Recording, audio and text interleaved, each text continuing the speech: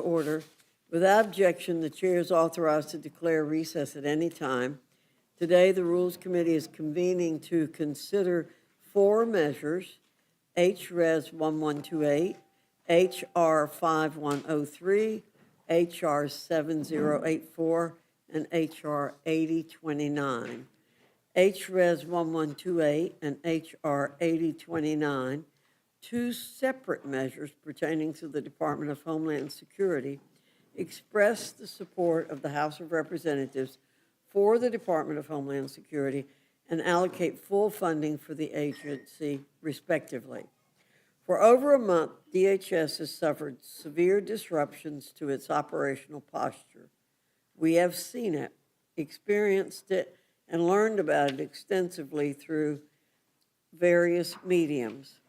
More than 60,000 TSA officers are currently working unpaid, and nearly 400 have resigned. Meanwhile, passengers are forced to wait in line for hours to get through airport security. In addition, among those working unpaid are 18,500 essential emergency response staff from FEMA, nearly 900 cybersecurity experts at CISA, over 9,000 Coast Guard civilian personnel, and 7,700 civilian staff of the U.S. Secret Service. This madness and the misguided obstruction for over a month on the part of our Democrat colleagues must be put to an end. At what point will our Democrat colleagues say enough is enough and vote alongside us to fully fund DHS? Will it take a large-scale attack on our very soil for them to come to their senses and end their blockade? I sure hope that is not the case. Will it take even further detrimental disruptions to the lives of the American people for them to change their minds? Many people are asking these exact questions. The delay in funding DHS is egregious, to say the least. H.R. 5103, the Make the District of Columbia Safe and Beautiful Act, would require the development and implementation of a program under the jurisdiction of the Secretary of the Interior to renew the District of Columbia through the removal of graffiti, enhanced private sector collaboration, and restoration of federal public monuments. Further, it would establish a commission to coordinate and collaborate across federal agencies, the District of Columbia, Maryland, and Virginia, to create joint priorities to enable the full enforcement of federal and local laws within the district. Our capital city should be a model that the rest of the nation should look to. Everyone who lives, visits, and commutes here should be able to enjoy a city that is as safe as it is clean. This is certainly another measure worthy of bipartisan support through and through. Finally, we turn to H.R. 7084, the bipartisan Defending American Property Abroad Act, which would institute prohibitions to any nation within the Western Hemisphere with a free trade agreement with the U.S. that unlawfully seizes American assets.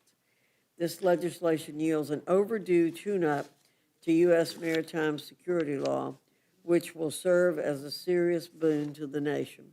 It provides the President the authority to deny entry into U.S. ports for vessels that use ports or terminals in Western Hemisphere countries where American-owned ports, harbors, or marine terminals have been seized or nationalized.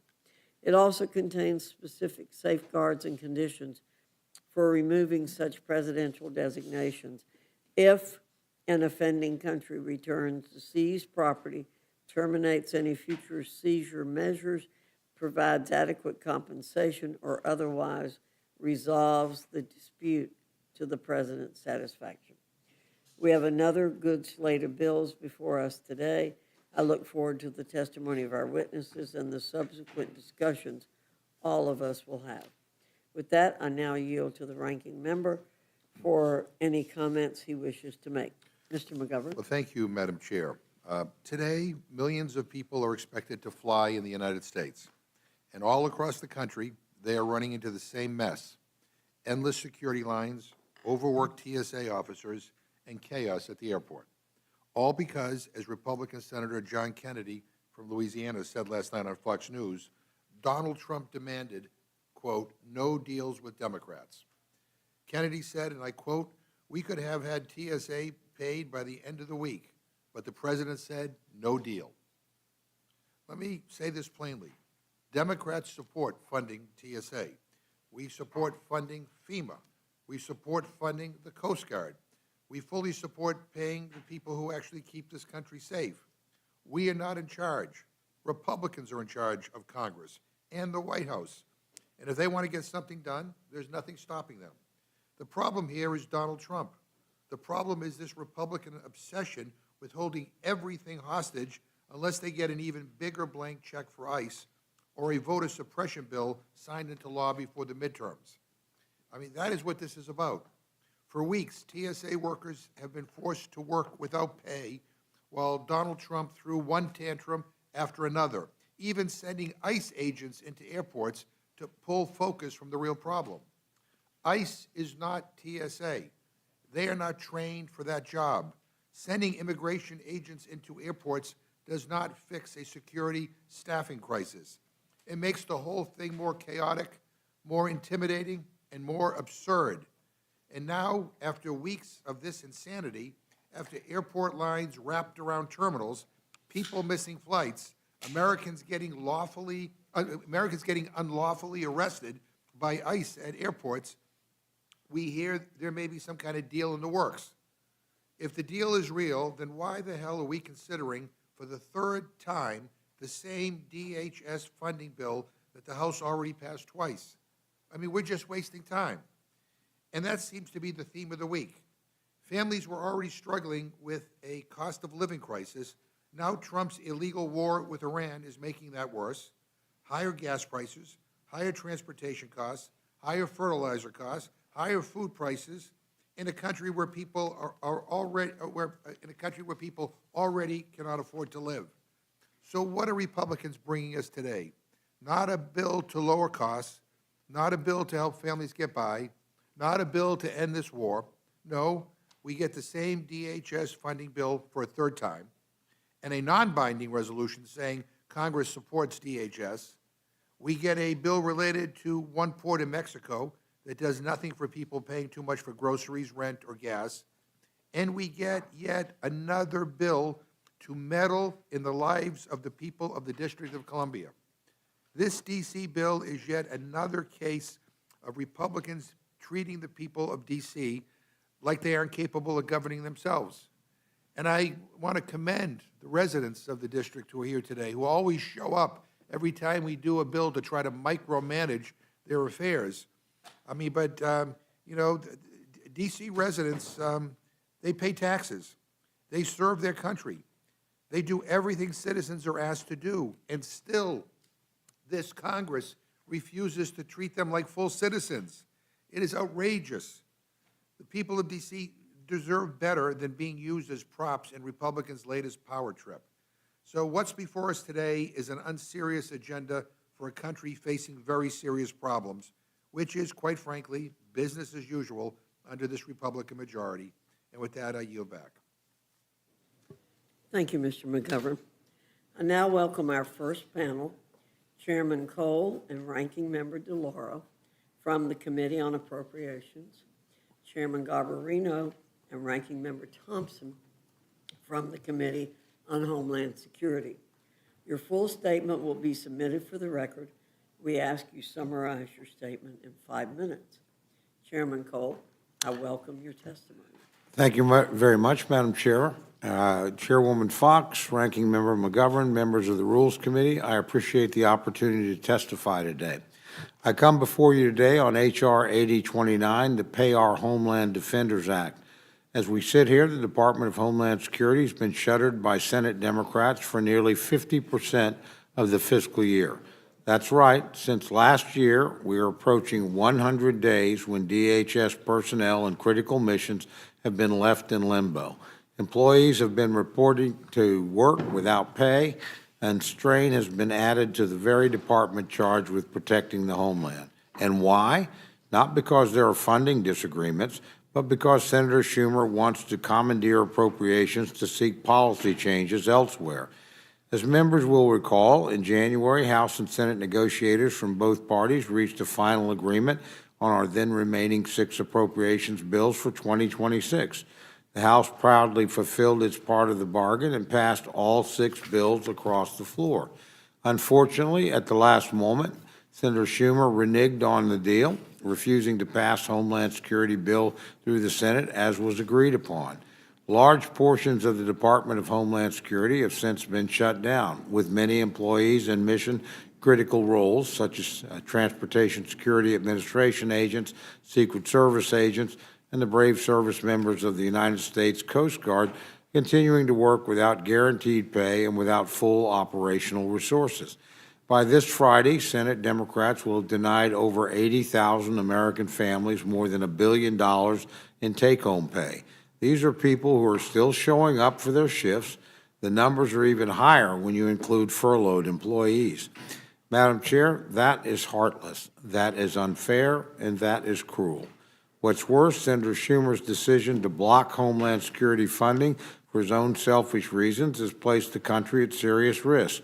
As our military is involved in ongoing combat operations against the Iranian regime, a state sponsor of terrorism which has shown itself to be willing time and time again to commit terrorist atrocities against innocents, this is no time for a shutdown.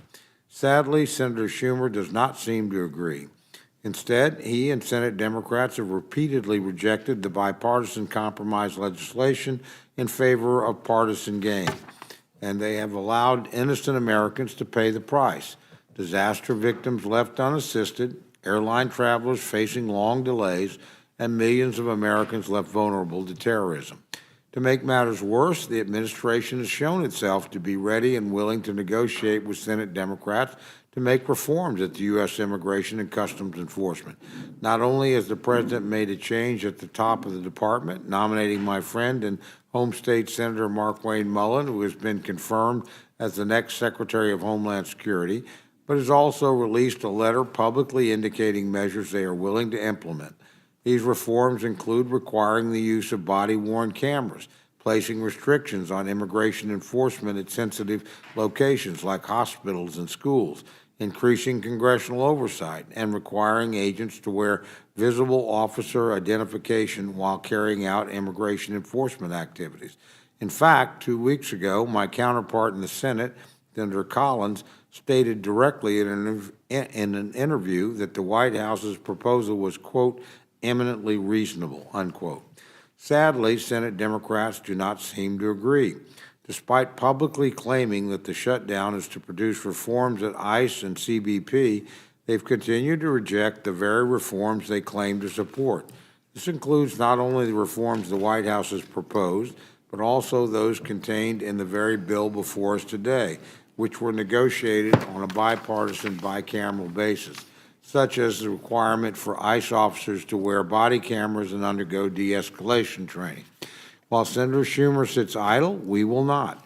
It is why the House Appropriations Subcommittee on Homeland Security Vice Chair, Representative Juan Ciscomani, is leading a renewed effort in the House to fund critical security operations and pay personnel who are working with no pay. The Pay Our Homeland Defenders Act comprehensively funds DHS.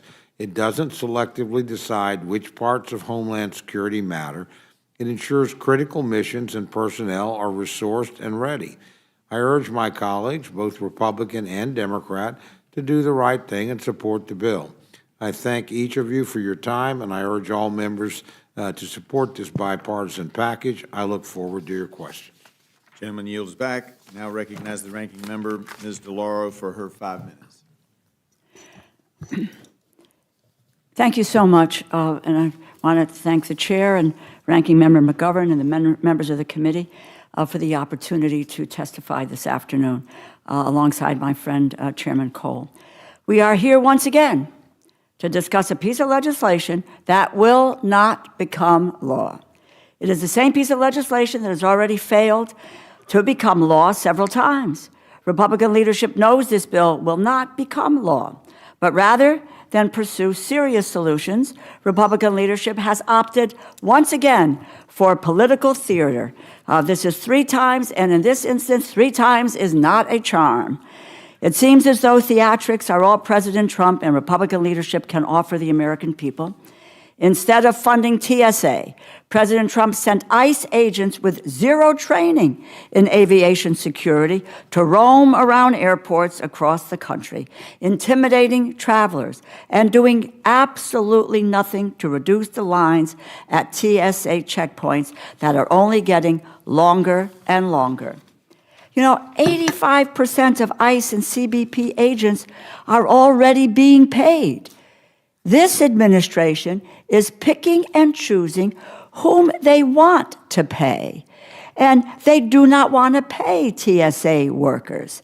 They are holding these and other employees hostage for political gain. Before the shutdown began, I introduced a bill to fully fund TSA, FEMA, the Coast Guard, cybersecurity, Secret Service, and more. But Republican leadership is blocking it from even receiving a vote because it does not also fund ICE and CBP. Republican leadership refuses to support any measure that does not provide more funding for ICE and CBP. They will not pay TSA agents unless we also fund ICE. They will not fund FEMA unless we also fund ICE. They will not fund the Coast Guard unless we also fund ICE. They will not fund any other part of the Department of Homeland Security unless they also get more money for ICE and CBP without any of the protections against abuse by those agencies that the American people are demanding. And I might just add that in the reforms that were presented by the Democrats, there is nothing that the administration is talking about requiring to get a warrant from a judge before kicking in someone's door. No masks. No masks. They refuse to say that people will not wear masks. The end of racial profiling, there's a no. Establishing a use of force policy in law, no. Allow independent investigations into misconduct, no. Mandate the use of body-worn cameras, no. We are only 2 months removed from the murder of Alex Pretty, almost to the day. This administration is hoping that we and the American people will forget what caused this, that we will forget about the abuse, the harassment, the violence, and the chaos, simply because it is not in the news as much anymore. But they are wrong. These are our constituents. They are our communities. These protections are essential. But Republican leadership are so opposed to any protections that they refuse to pay these federal workers. And astonishingly, they are crying out about the impacts of the lapse in funding. Where were they when this administration proposed eliminating FEMA entirely? Where were they when the president proposed cutting cybersecurity by $500 million? Where were they when the president unilaterally eliminated collective bargaining rights for TSA workers? Where were they when Secretary Noem spent $20,000 to rent a horse so that she could use it in a TV ad? Where were they when she took money from the Coast Guard for 2 luxury airplanes? They were silent. Last week, Democrats filed a discharge petition to force a vote on my bill that would fund TSA, pay those workers, and fund every other agency under DHS except ICE and CBP, while negotiations continue over reforms to those agencies. There is no practical reason that TSA workers' paychecks need to be tied to more funding for ICE and CBP. There is, however, a political reason. Gain the upper hand in negotiations over reforms to those agencies. The Republican leadership are withholding the paychecks from these workers to exert leverage in those negotiations. That is wrong. I know some of my Republican colleagues can see that this is wrong. I encourage them to sign onto our discharge petition. I will speak for myself here, but people know that I am not in favor of abolishing ICE. I believe we should reform it and create stronger guardrails against abuse to keep our communities safe. However, I do not believe that while negotiations over those reforms play out, there is any need to shut down the rest of DHS. Let us pay the TSA officers, the FEMA employees, the cybersecurity experts, the Coast Guard, while negotiations over ICE and CBP continue on a separate track. Republican leadership's all-or-nothing approach is prolonging this shutdown. It is completely unnecessary. To my Republican colleagues in rank and file, who I know have been hearing from their constituents about wait times at the airports, from federal workers going without paychecks, I invite you to sign on to this petition. If you have questions, come find me on the floor. Reach out to my office. You know how to get in touch with me. You can ask Chairman Cole, I'm good to my word. Let us work together to fund the parts of DHS over which there is no controversy. We are on day 38 of this shutdown. It is long past due. Let us get it done. I look forward to answering your questions. Thank you, and I yield back. Gentlelady yields back. Now recognize Chairman Garbarino for his 5 minutes of an opening statement. Thank you, Chairman and Ranking Member. Thank you for all the members of the committee. We sit here today on day 39 of an entirely preventable shutdown of the Department of Homeland Security. Shutdown that is disrupting our transportation security, our maritime security, our cyber defenses, our disaster response, our immigration enforcement, and our ability to detect and respond to domestic terror threats. Those civil servants whose job it is to keep us safe are doing so without pay. The Coast Guard continues to protect our waterways, many without pay. Secret Service continues its no-fail mission, many without pay. Cybersecurity Infrastructure Security Agency continues to detect and deter malicious cyber actors without pay. The Federal Emergency Management Agency continues its life-saving response work for natural disasters, many without pay. The Office of Intelligence Analysis continues to collaborate across the intelligence community and with state and local governments to disrupt terror threats without pay. Critical support staff at Customs and Border Protection and Immigration and Customs Enforcement continue advancing their border security and immigration enforcement missions without pay. And the Transportation Security Administration continues to protect and defend our airports and skies without pay. There are more than $1 billion in lost wages every month this drags on. This isn't an argument being made in the abstract. Since the beginning of this shutdown, we've seen acts of violence across the country from Austin, Texas, to West Bloomfield, Michigan, and ISIS-inspired attacks at Old Dominion University and in New York City. We're getting closer to the largest sporting event in the world history, the 2026 FIFA World Cup, and the largest nationwide celebration, America 250. These events cannot be rescheduled. They are happening whether we are prepared or not. If Democrats continue to keep the department shut down, the threat against Americans during these events will only increase. And we have started to see the catastrophic impacts of the Democrat shutdown on air travel. Just this past weekend, we saw major hubs in Houston and Atlanta with 4-hour security lines. New Orleans and Baltimore faced 3-hour security lines. And Philadelphia closed 3 security checkpoints due to unscheduled officer absences. The TSA call-out rate is now routinely greater than 10% every day, and at some airports, more than 40%. When the first DHS appropriations bill was released, it was clear that, quote, if we allow a lapse in funding, TSA agents will be forced to work without pay, FEMA assistance could be delayed, and the U.S. Coast Guard will be adversely affected, all while ICE continues functioning without any change in their operations due to $75 billion it received in one big, beautiful bill, end quote. Those are not my words. Those are the words of Appropriations Committee Ranking Member Rosa DeLauro. Ms. DeLauro's words were true 2 months ago and are true today. The Department of Homeland Security was created after the terrorist attacks of September 11th in direct response to the operational silos among security agencies and general failures in coordination and information sharing. As a lifelong New Yorker and the representative of a community forever marked by the September 11th terrorist attacks, the mission of the department is deeply personal for me. 25 years later, its purpose is essential as ever.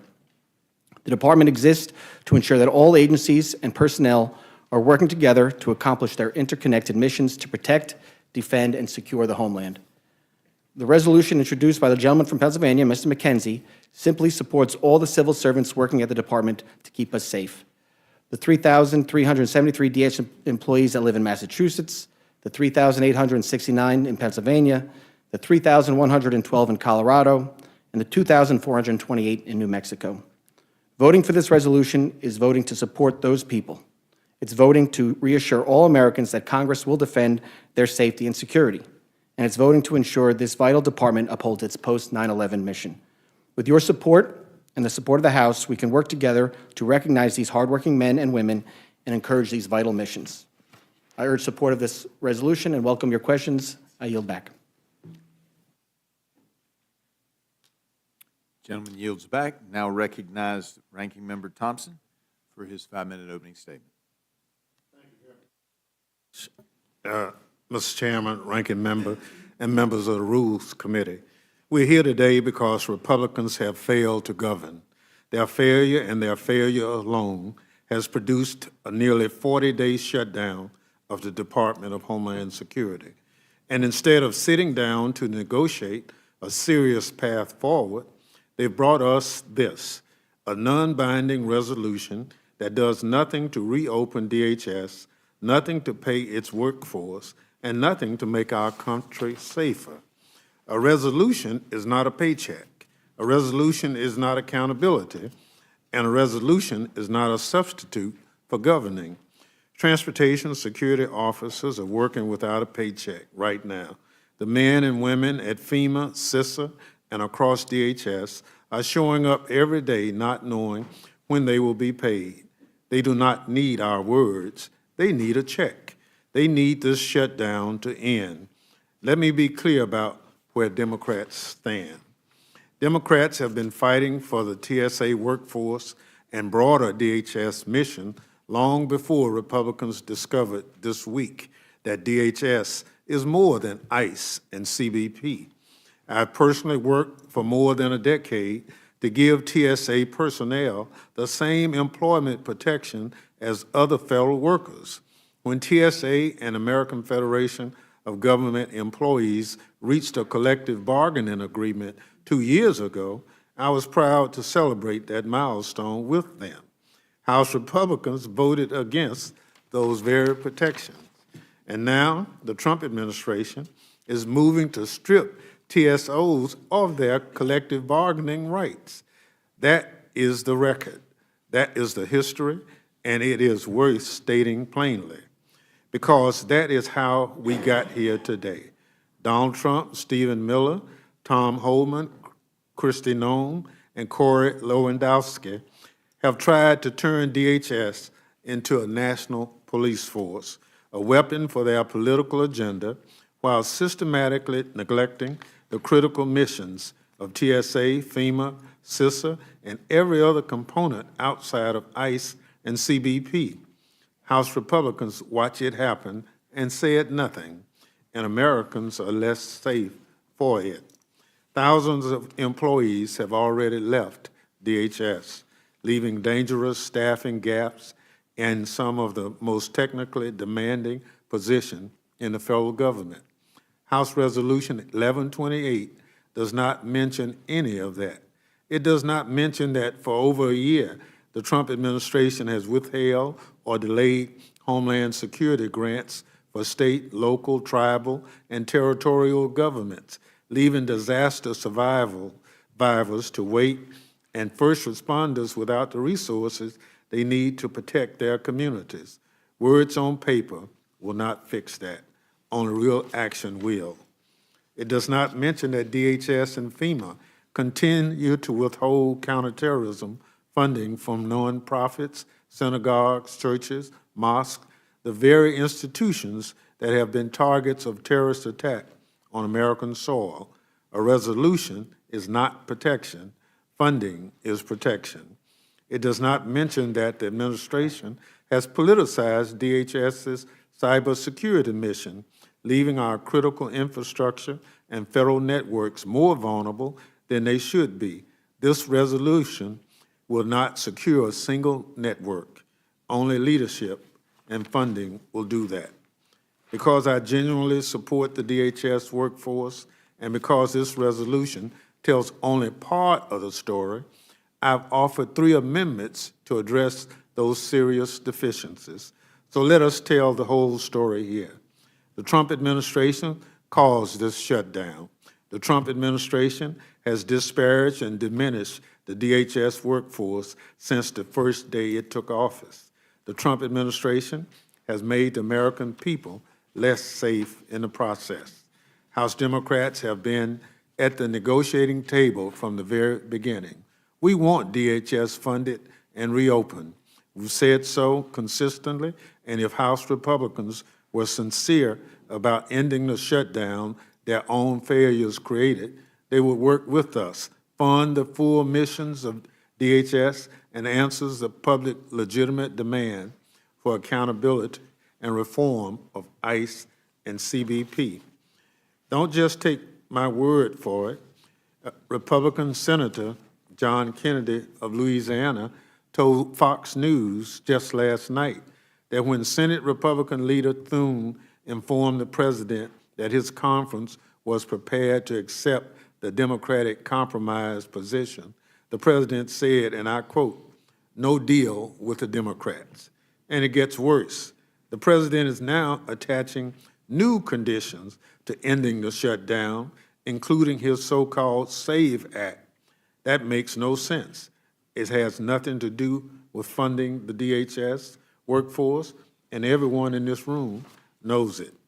And yet, instead of showing any leadership, House Republicans are backing the president's order to deploy untrained ICE officers into airports, contrary to their mission, contrary to common sense, apparently to intimidate travelers. And while all of that is happening, we are here debating a non-binding resolution that will not pay a single TSO, will not reopen a single office, and will not make a single American safer. The American people deserve better than this Republican failure theater. The DHS workforce deserves better. I urge my colleague to stop the performance and start governing. Ranking Member DeLauro's measure to reopen DHS today co-sponsored my bill, H.R. 2086, the Rights for the TSA Workforce Act, as my good friend Chairman Andrew Garbarino has already done. Not a resolution, action. Mr. Chair, with that, I yield back. Gentleman yields back. Now recognize Ms. Fishbach for any questions that she may have of the witnesses of this first panel. Thank you, Mr. Chair. And I just want to clarify something. I thought that one of the testifiers talked about how this didn't do a thing to pay anybody, but as I look at HR 2029, I know there's a second bill that expresses support, but HR 8029 would. Am I reading that correctly, either Mr. Chair? I'll just throw it out there. You are reading it correctly. 8029 would pay the entire workforce at DHS. Okay, so we are putting something forward that would actually solve this problem. Correct. And pay those folks. And I was just wondering, Democrats have multiple times voted over and over to not pay the, not only the TSA, but the Coast Guard, or not fund DHS in general. And I'm just wondering, I know you talked a little bit about the consequences, but maybe some of the consequences that we're not seeing.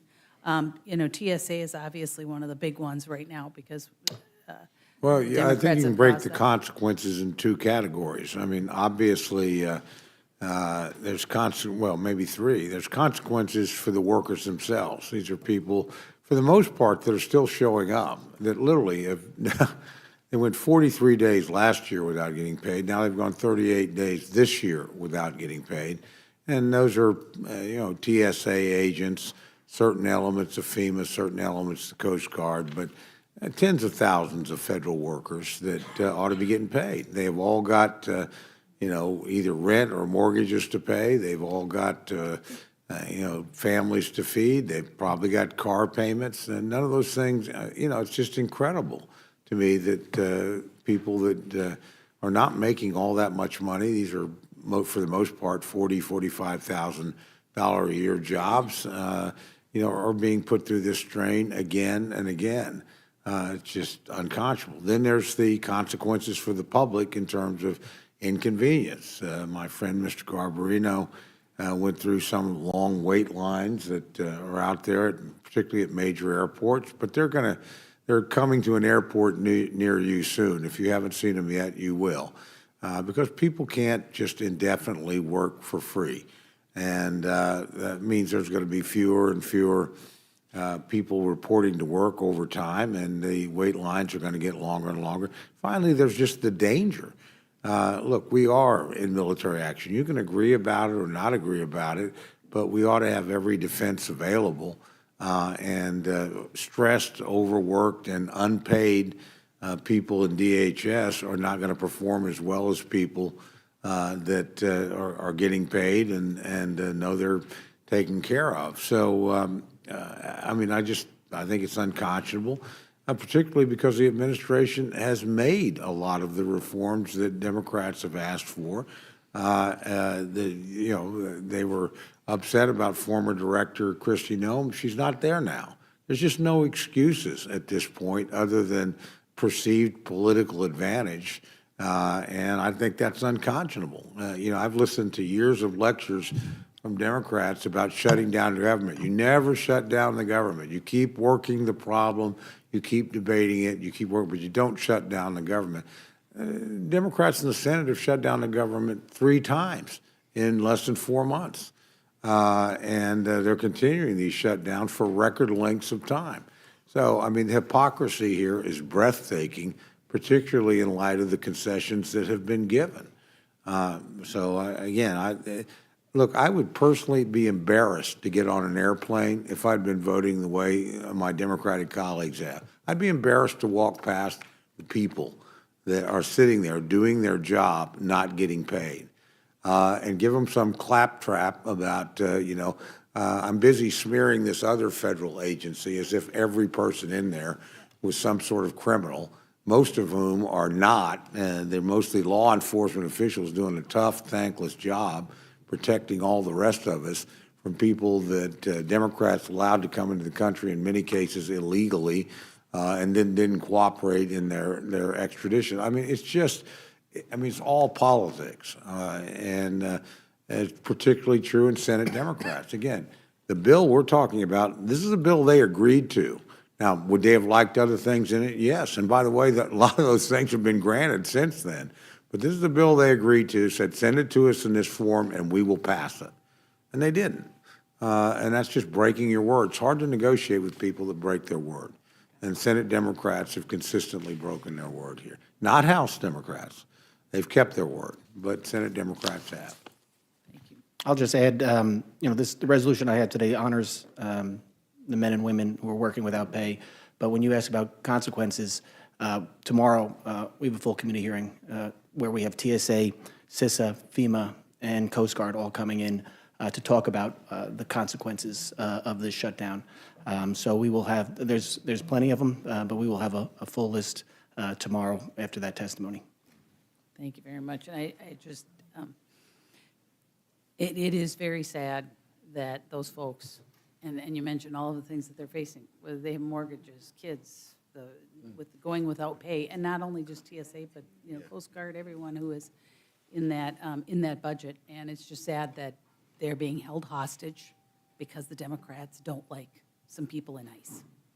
And it's sad that whole bunch, the whole bunch of folks are having to deal with that. So I would urge, I think that we were invited to join with you on, I can't remember who said it, but invited us to join one of the bills.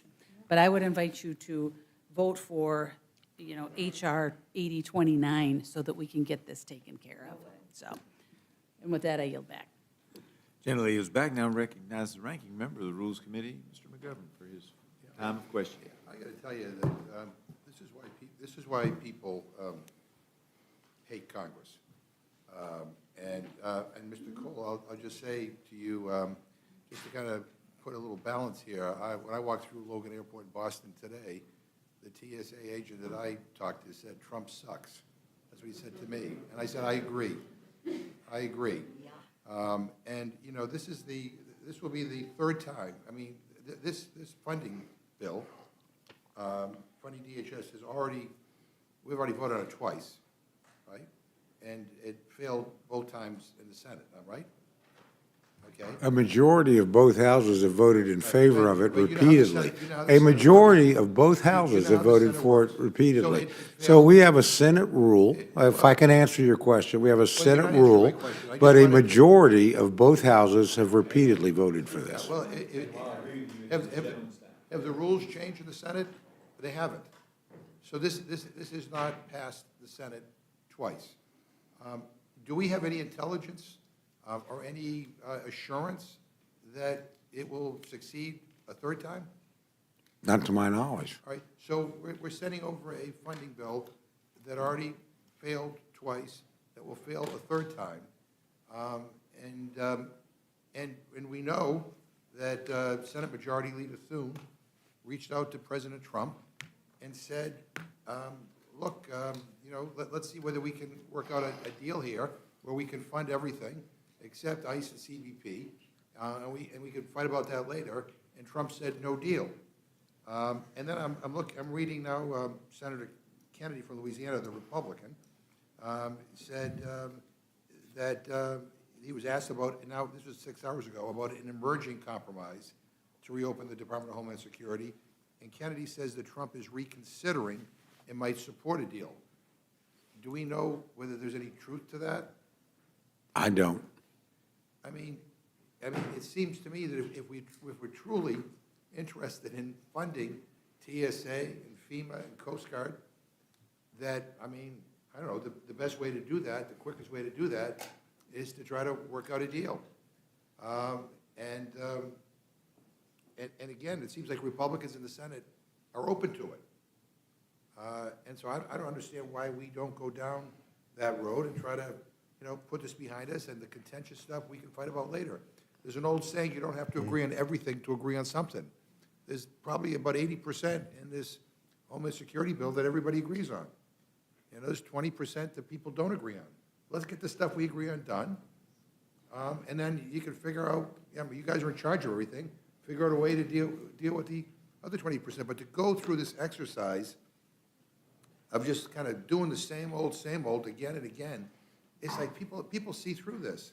And, you know, and with all due respect on the kind of the sense of Congress resolution, I'm going to tell you, that's not going to, you know, cut it with FEMA employees or TSA employees. I mean, they do want us to fund their salaries, and we could do that really quickly. We could do that really quickly. I didn't hear any of you talk about against FEMA or against the Coast Guard, you know, or against TSA. Everybody's for it. So let's fund that, and then we could fight about the rest. But I mean, I don't want to belabor this point because I mean it seems like it's kind of a waste of time we're having this hearing again. But I mean, there's an easy, quick way to fix this, and we just ought to do it. And again, if in fact the president is reconsidering his hard no deal, that's a good thing. You know, let's see whether we can, you know, I mean, Mr. Lauro has a compromise bill that I think everybody would support, and let's just do it. So anyway, I'm just sorry we're here, again, wasting time on something that we know is going nowhere. With that, I yield back. Gentleman yields back. Now recognize the gentleman from Georgia, Mr. Scott, for his time of questioning.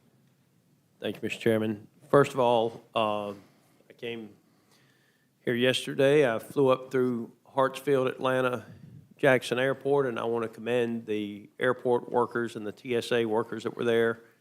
And I know there were, depending on what time you got to the airport, some had longer lines than others. I was through security. I think it was less than 10 minutes from the time I came in. And the reason this matters, with other people taking the position that TSA would normally have, is the TSA agents were doing the check-in with your ID and your boarding pass, and they were doing the actual scans of the carry-on luggages going through, but they had Atlanta Hartsfield airport employees that were handling the actual direction of which, well, everybody's going in one line right now, but even when you put your luggage in the bins, it was an Atlanta Hartsfield Jackson employee, not a TSA agent, that was helping make sure that you were doing the right things there. And so it has helped with Atlanta Hartsfield employees doing that, and I think it will help with immigration and custom enforcement filling in some other airports and helping alleviate some of the congestion. I think it's an unfortunate situation, and it's, I mean, I think if you want to know why members of the general public hate Congress, it's because members of Congress who are voting against funding TSA say they want TSA agents to be paid. And so I listened to the ranking member say that Republicans are in charge. We don't have 60 votes in the Senate, and that has allowed the Democrats to use the rules to punish people. And that's why you need to make a deal. With who? With people who don't do what they say they're going to do? I mean, what? I mean, I want. This is my question, Mr. Cole. This is my question. So, the Democrats are upset about immigration and customs enforcement and incidents that occurred in Minneapolis, Minnesota, is my understanding. Is that a fair statement? Is that? I mean, we're having this discussion because of what happened in Minneapolis, Minnesota. Until that, there was an agreement to fund DHS. Is that a fair statement? I'm not sure who you're directing the question at. Well, I'll ask you, there was an agreement until what happened in Minneapolis, Minnesota. Correct, that's correct. Happened, there was an agreement.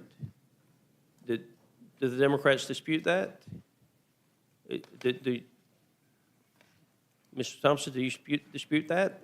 Did we not have an agreement until what happened in Minneapolis, Minnesota? Well, I think there was the discussion of an agreement. We did not have a firm agreement. And at the point when ICE became erratic and out of control and started killing people, you have to fix it. And this was an opportunity to fix it. And I think if you see where Democrats are, we're prepared to work. But ICE is seriously out of control. I don't agree with your statement there, but that immigrations and customs enforcement is out of control. I do not agree with that. I'm sorry that the two people were killed in Minneapolis, Minnesota, but if we're, immigration and customs enforcement operations have been occurring over the last several decades in this country, and governors and mayors have allowed everywhere else there to be peaceful protests, but not interference with federal law enforcement operations. And that is the difference in Minneapolis, Minnesota. And again, I'm sorry that the young lady and the young man are dead, but this is about ICE. But the Democrat proposal, and Mr. Cole, I just want to make sure I understand this correctly. The Democrat proposal stops the funding for Customs and Border Patrol, correct?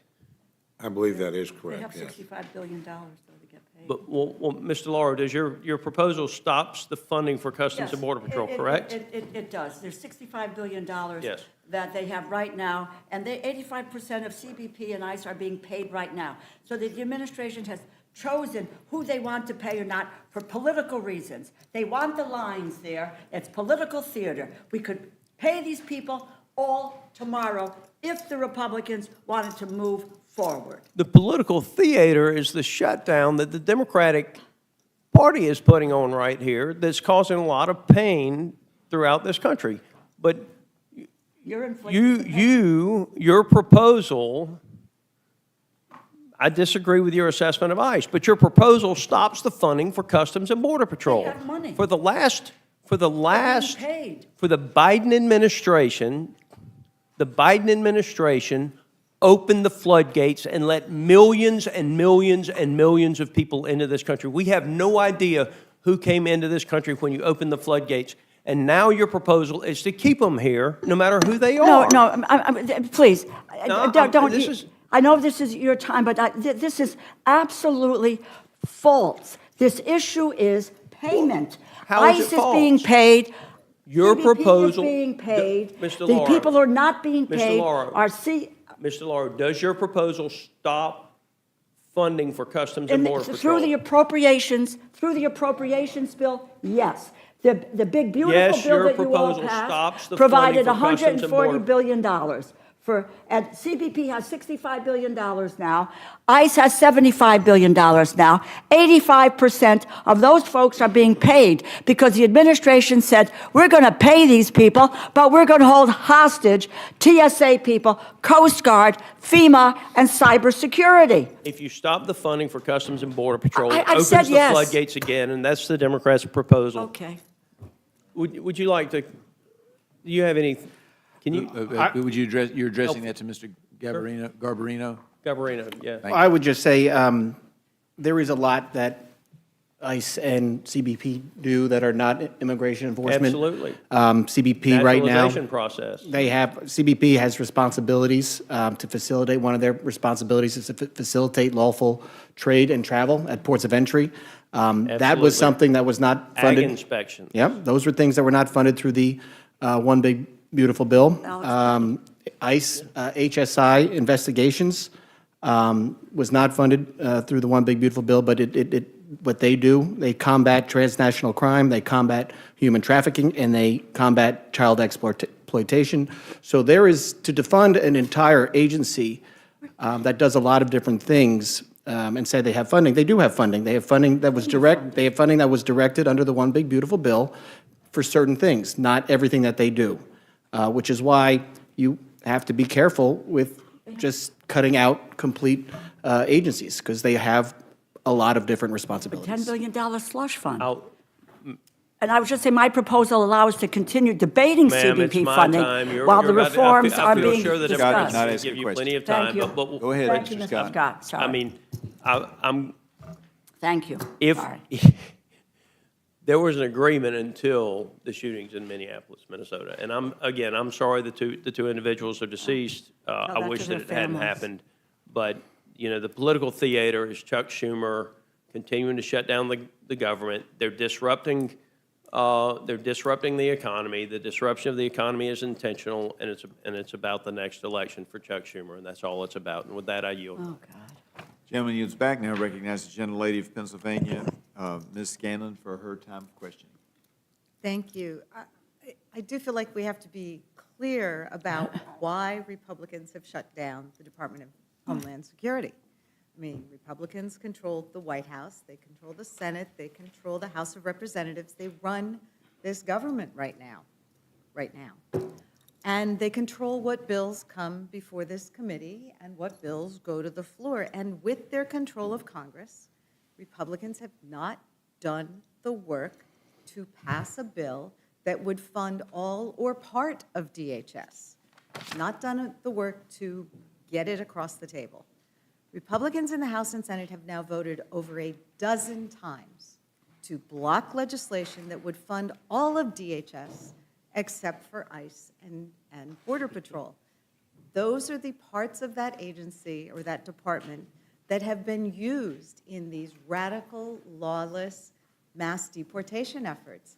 ICE is the main part of the agency, but we really can't forget Greg Bovino, Customs and Border Patrol, who has been central to the killings, to the abuse, to the tear gassing of kids, to the, he's been filmed hurling tear gas canisters at protesters. So yes, Customs and Border Patrol has been part of what the American people have said we need to reform, and which the White House has been unwilling to reform. So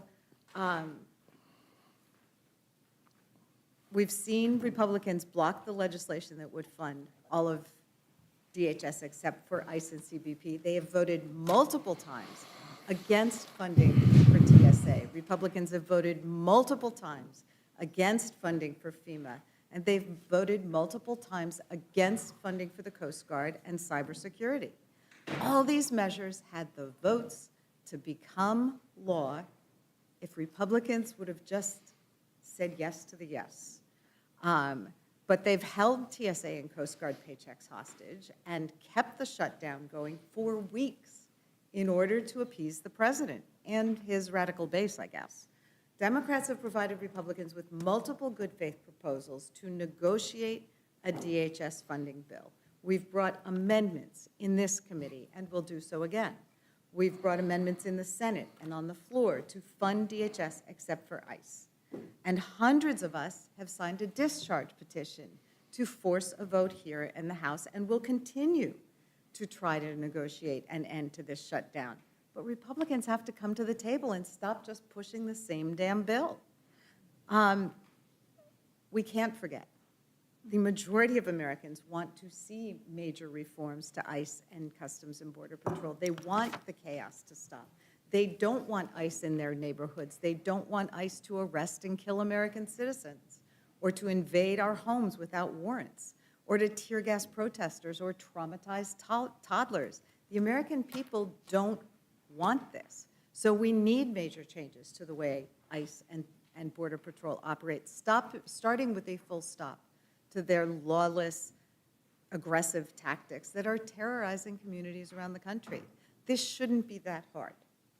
Congress should fund the rest of DHS now and work towards an agreement on ICE and Customs and Border Patrol. It can be that simple.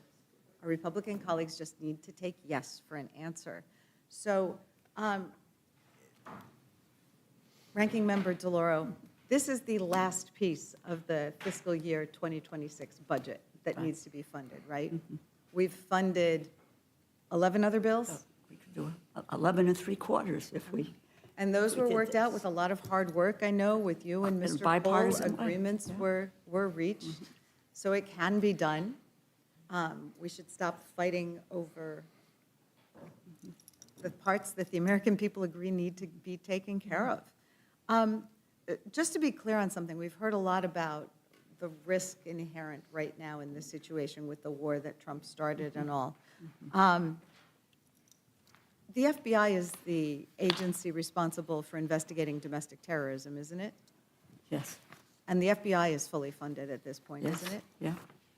Is there anything else you want to add to this discussion? Well, I would like to talk about, because I think the parts of this agency that we don't reflect enough on are Coast Guard, and I've mentioned that, and incredibly, that the former secretary, yes, she is gone, but she took $200 million from the Coast Guard for 2 luxury airplanes for herself, and she also paid $20,000 to rent a horse so she could be a part of an ad. By the way, which she said with the ads, that the president approved of the ads. So this notion that no one knew what she was doing, I mean, so she's paid a price for that effort. So to tell me you care now about the Coast Guard and they diverted Coast Guard resources to immigration enforcement rather than the traditional operations. Let me get to the cybersecurity issue, because that's one I think people focus in on.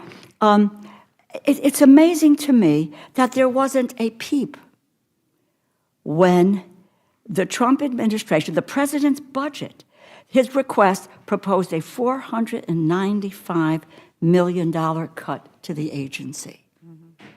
There's also that they gutted a CISA, that close to 1,000 seasoned employees were cut with, in the chainsaw, massacre here. So that if you tell me that this is such an important piece of our national security, where were you when this happened? They had to let go the latest acting director who failed polygraphs. He uploaded sensitive information into GPT. So who do you put in charge of these efforts? So you take a look at each one of these areas. I mentioned the Coast Guard. I mentioned cybersecurity.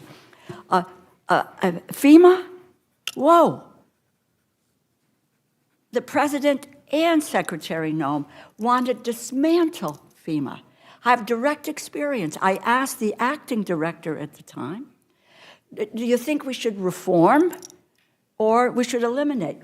The gentleman, who in all honesty, he said, I think we should reform. We shouldn't eliminate FEMA. He was summarily fired the next day. It's really pretty incredible. And then they eliminated billions of dollars in FEMA grants, the BRIC grants, et cetera. No word from any of our Republican colleagues now about what that meant. And the TSA, look, I went, Bradley Airport in Hartford, Connecticut, my husband and I flew out of.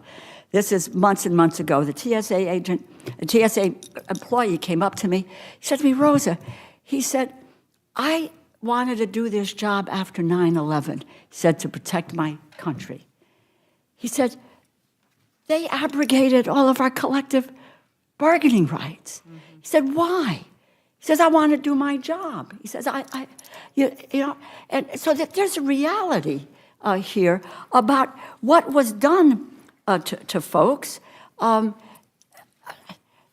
now this notion that all of a sudden there's this big concern. The concern has been on our side, to be very honest. I introduced this piece of legislation, it's more than a month ago, where I said, let us carve out, we've done this in the past, let us carve out the places where we have no disagreement. We are all in agreement about the need to make sure that these agencies and the employees are whole.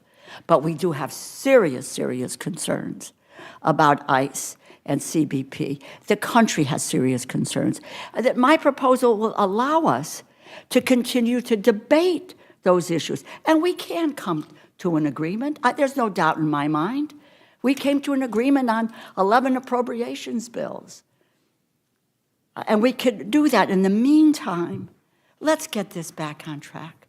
Let's let people avoid eviction notices. Let's get people who are sleeping in their cars out of their cars and back to where they are and can go home and have their families being safe. That is all this is about. It can get done, and it can get done quickly. We just need, you know, it takes two to tango. Thank you. I think your point's well taken. It could be ended last week. It could be ended this week. Right. We just need Republicans to say yes. I think your point is well taken about the treatment of our federal workers by this administration, whether it's ending their negotiated contracts, whether it's terrorizing them, in the words of Russell Vought over at the White House. Wants to wake up every morning scared. Yeah. And they are Firing scared. people, making a really hostile work environment to folks who are dedicated to public service. Ranking Member Thompson, we just heard about the proposed White House cuts for cybersecurity, CISA. This is the organization that looks at threats from foreign actors and, for example, exposed a lot of the misconduct by Russia in connection with the 2016 election? That's right. Okay, that's what I thought. All right, thank you for your testimony. I yield back. Thanks. Gentleman yields back. Now recognize the gentleman from South Carolina, Mr. Norman, for his time of questioning. I was talking to a TSA agent coming in Charlotte today. Pretty upset. He had a disabled son. He hadn't gotten a paycheck. And another one had a disabled mom, not having money, basically, to bring them food. You know, it's a sad day we even having to discuss this, to use a branch of government to shut down because you want to disarm agents that are getting killers out of a neighborhood. It's pretty sad, really. It's outrageous. And we got to report the sleeper cells in this country are alive and well and are being activated as we speak. I guess the Democrats can just keep doing what they're doing, and more lives will be lost, and more, more theater. This is just words here by the left. It really is. If it would be laughable if it wasn't so serious. But I see that, thankfully the TSA agents are not going to be disarmed. They're not going to be their lives put at risk. They're not going to allow a rogue party, which the Democrat Party has now become, that is not going to allow this to happen to agents that are putting their lives on the line, and many are they're really suffering now. And I guess as one Democrat told me, he said, you know, if it gets to a point where it affects me, we may do something, but maybe not. So I guess maybe shut the airports down. Let's shut where it affects politicians, and let's see if they come to their senses then. It's really a sad day. The only good news that I see, you got millions of Americans that they're not buying your words that this is a Republican shutdown. This just isn't. We know that. And maybe they'll hold them accountable at the election box. That's the only way you deal with this now rogue Democrat Party. That's it. New York's getting a fine example of what socialism is all alike, what disarming the police is all about. And just, I guess it'll get so bad, and then maybe it'll be, something will be done. I doubt it until it affects the party that's doing this to a country that particularly now doesn't deserve this with the war and the other things going on. The Trump derangement syndrome is alive and well. Keep it going. I think the American people are seeing it, and this will end. This too shall end at some point. But I hate the lives that are going to be lost, particularly with what looks like is coming our way with so many areas, sleeper cells being one of them. Mr. Chairman, I yield back. Gentleman yields back. Now recognize gentlelady of New Mexico, Ms. Ledger Fernandez, for her time of questioning. Thank you very much, Mr. Chair. And, you know, we debated this bill already, as we pointed out. We've debated this bill, and we've put it on the floor twice. Republicans passed it out twice. And last time we debated the bill, I will say my colleague, Representative Jack, he said, and I'm going to quote him here, on the floor of the House as we were debating this bill, he said, "Mr. Speaker, I would like to make one thing clear for the record and for everyone who is watching today. This debate is not about funding ICE or CBP. Those agencies were already funded through H.R. 1, the One Big Beautiful Bill Act, which was enacted last year." Close quote. He was not the only Republican who got up and made the statement that this bill was not about funding ICE or CBP because they are funded. Now, Chairman Cole, do you agree, or was Representative Jack wrong when he said that on the floor of the House? He was substantially correct. Not every part of ICE, as Mr. Gabarino pointed out, is funded.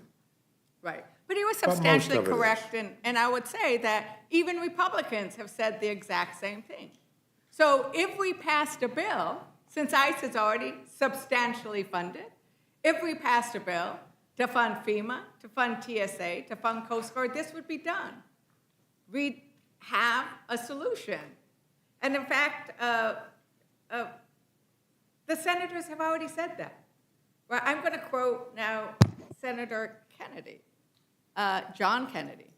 "The Democrats offered to open up everything but ICE. Ted and I said, okay, let's accept the offer. And then at the same time, we would offer a bill for reconciliation where we don't need Democrat votes. That way we're, open quote, that way we're out of the shutdown and DHS is back open." Thune submitted that to the president, and he said no. No deals with Democrats. So we're back to square one. Now, Chairman Cole, you actually believe in bipartisanship. You believe in making deals with the Democrats. So I'm going to ask you, if that deal went through, would we be able to get TSA agents paid? I do believe in making deals, and we made a deal with Senate Democrats, and they broke their word. Okay, I was So asking I if do we believe it, funded but TSA. it's hard to make deals with people that break their word. This is the second time Senate Democrats have done that. Second time.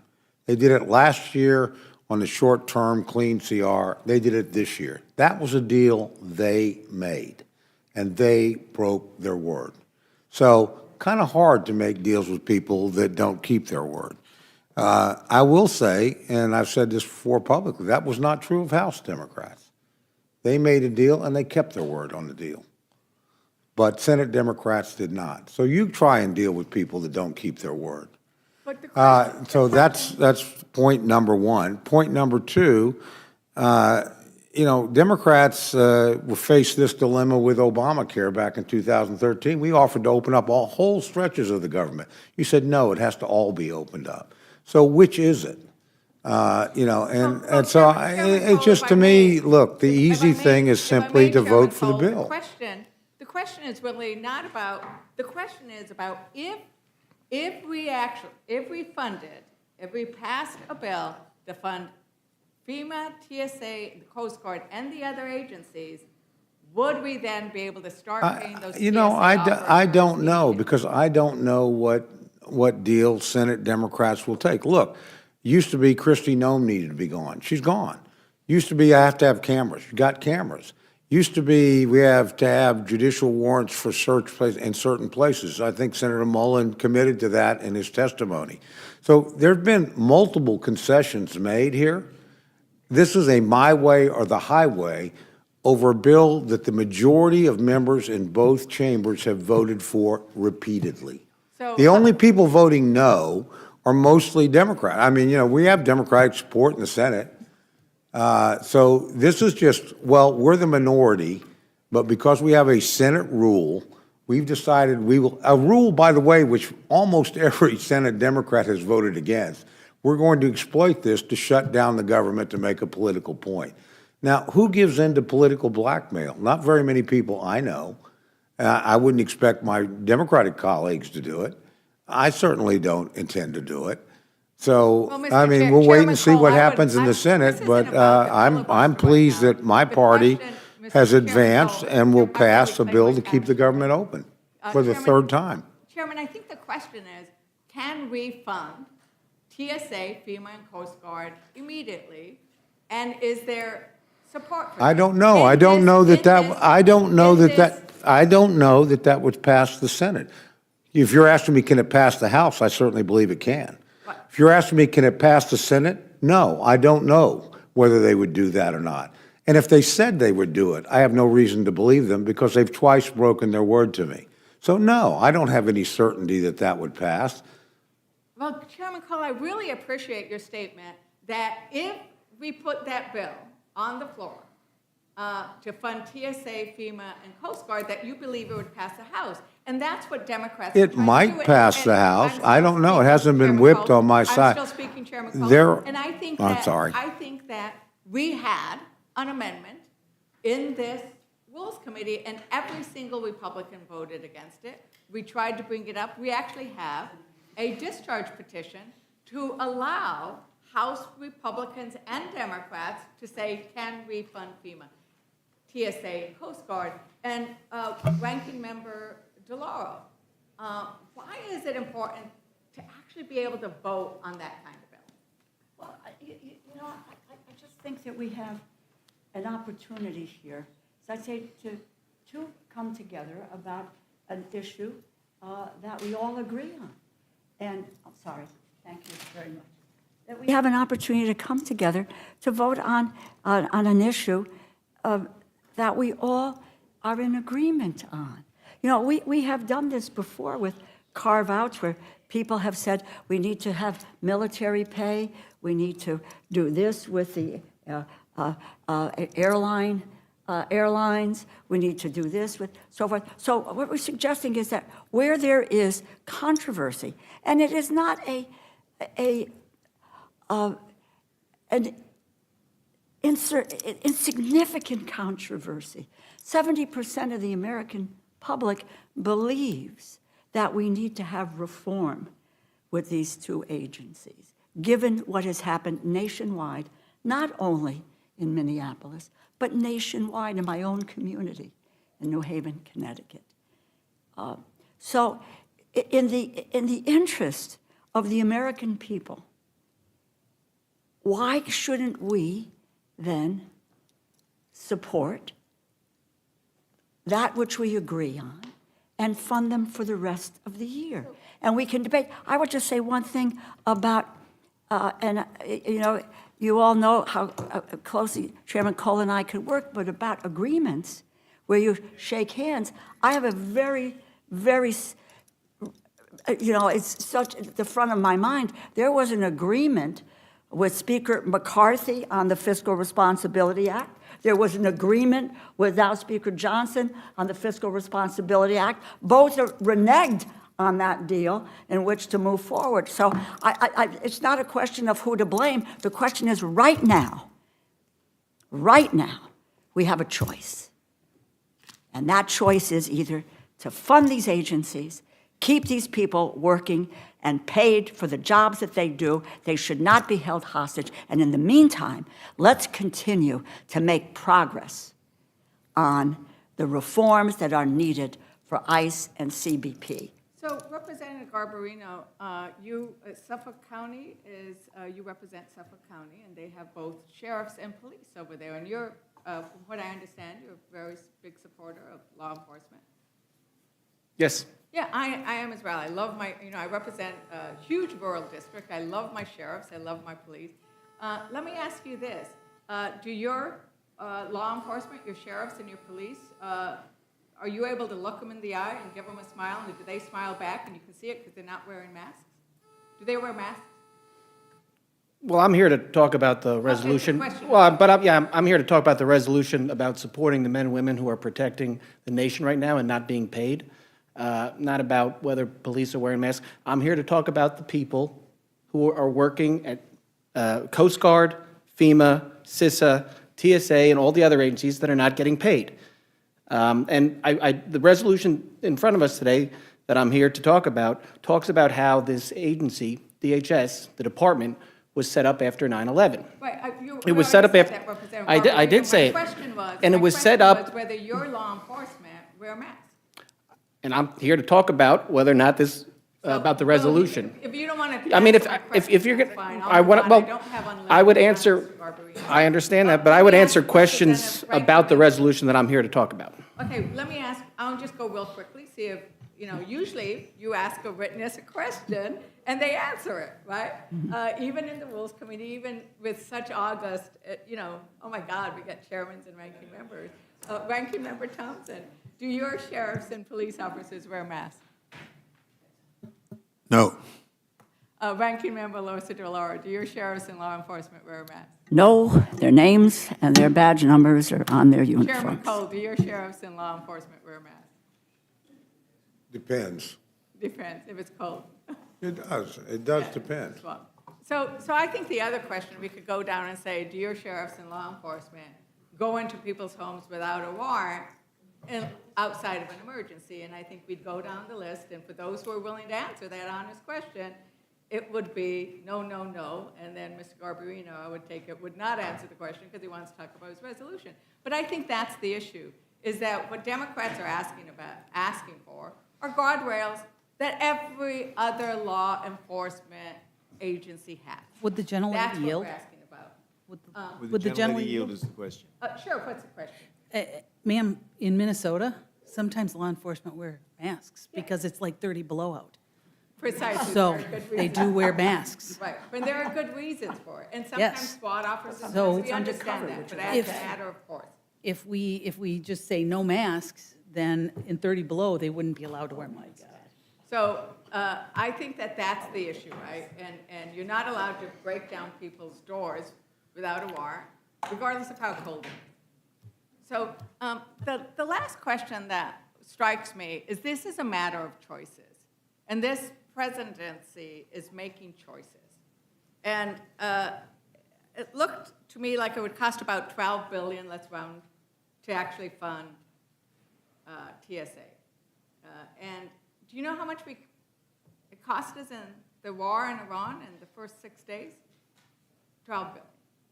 Right? So there are choices that this administration is making, and he's making the choices not to pay for the Affordable Care Act tax credits, not to pay for Head Start, not to pay for Medicaid, not to pay for FEMA, but instead to spend the kind of money we're spending on the war. And these are all about choices. Right now, President Trump has said his choice is no deal with Democrats. That doesn't make sense. People want to open up and to get our agencies paid. Ranking Member Thompson, is there anything else that you want to add to this discussion before I yield my time? Well, thank you very much. I think the CISA point we need to highlight, we put CISA into DHS as part of protecting our cyber systems. We've lost over 1,000 good employees who worked every day on trying to keep our systems safe. And they've kind of gone on to do other things. But we know that one of the biggest threats as a country will come from a cyber attack. And for us to allow that to happen is unfortunate. I'm happy to hear that the new secretary is going to try to bring as many of those people back as possible, because we shouldn't have left them. We shouldn't have. They should have never been caught up in this. And so I hope we can get back together and work on those things that we agree on, get those resolved, and those things we disagree on, we continue to talk about it. And that's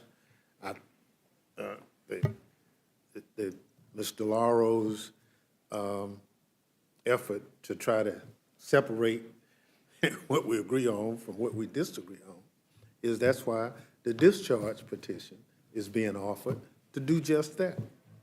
And I'm very pleased to hear that, there was an estimate that it would pass this House, which means there would be Republicans voting for it if we could get it actually on the floor. Hopefully that will happen, because I think it would send a strong message to everybody that there is a way to make sure we start paying those TSA agents. And with that, I'll yield back, Mr. Chair. Generally yields back. I now recognize myself for the time to ask questions. And I'm going to open with a soliloquy. Chairman Cole has mentioned several times that a majority of both houses have actually supported bills that would have reopened and funded DHS. I've been odd man out mostly until this year. I have long worried about the ramifications of the Senate's 60-vote rule. While I understand the arguments from both sides that it creates, problems, it forces, as some have argued here today, that having the 60-vote rule forces compromise.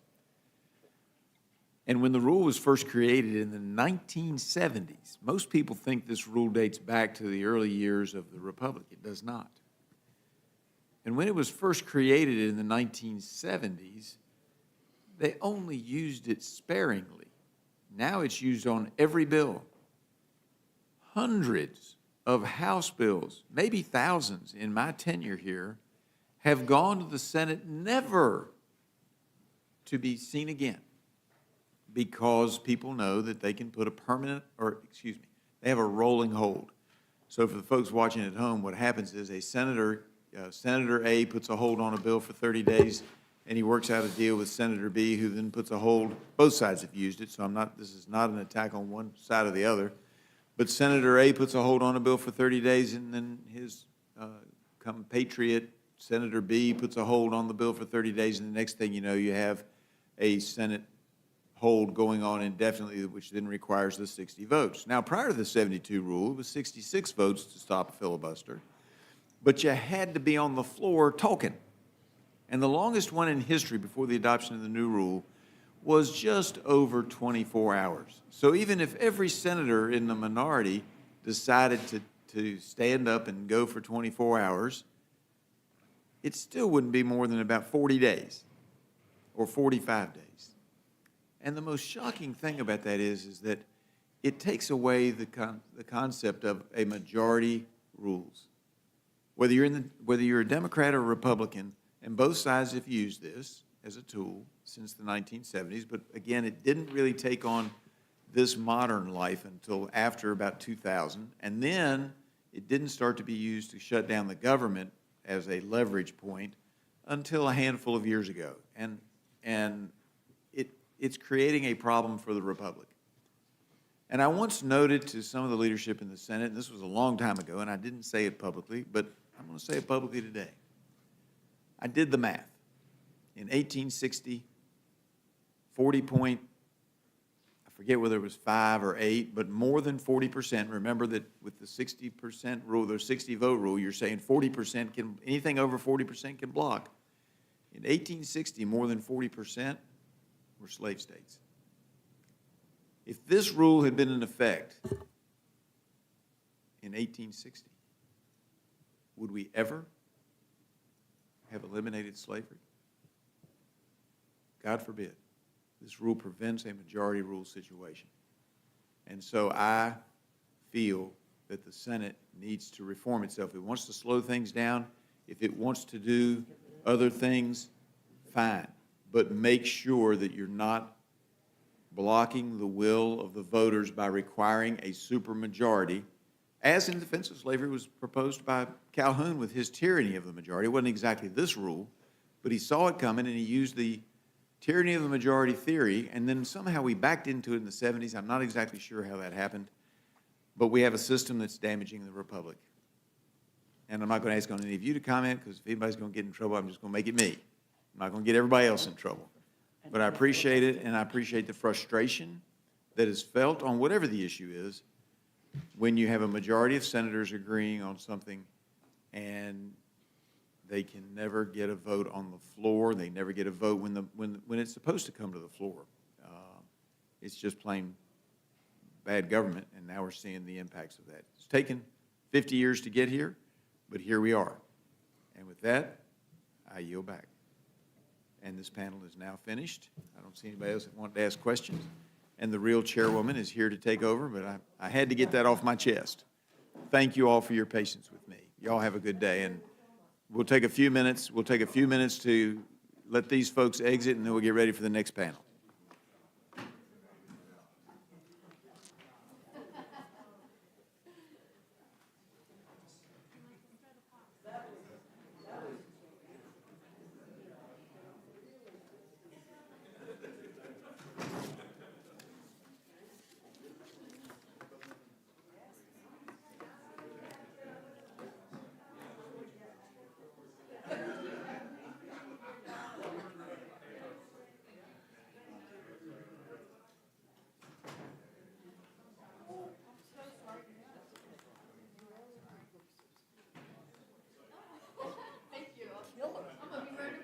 That's a killer.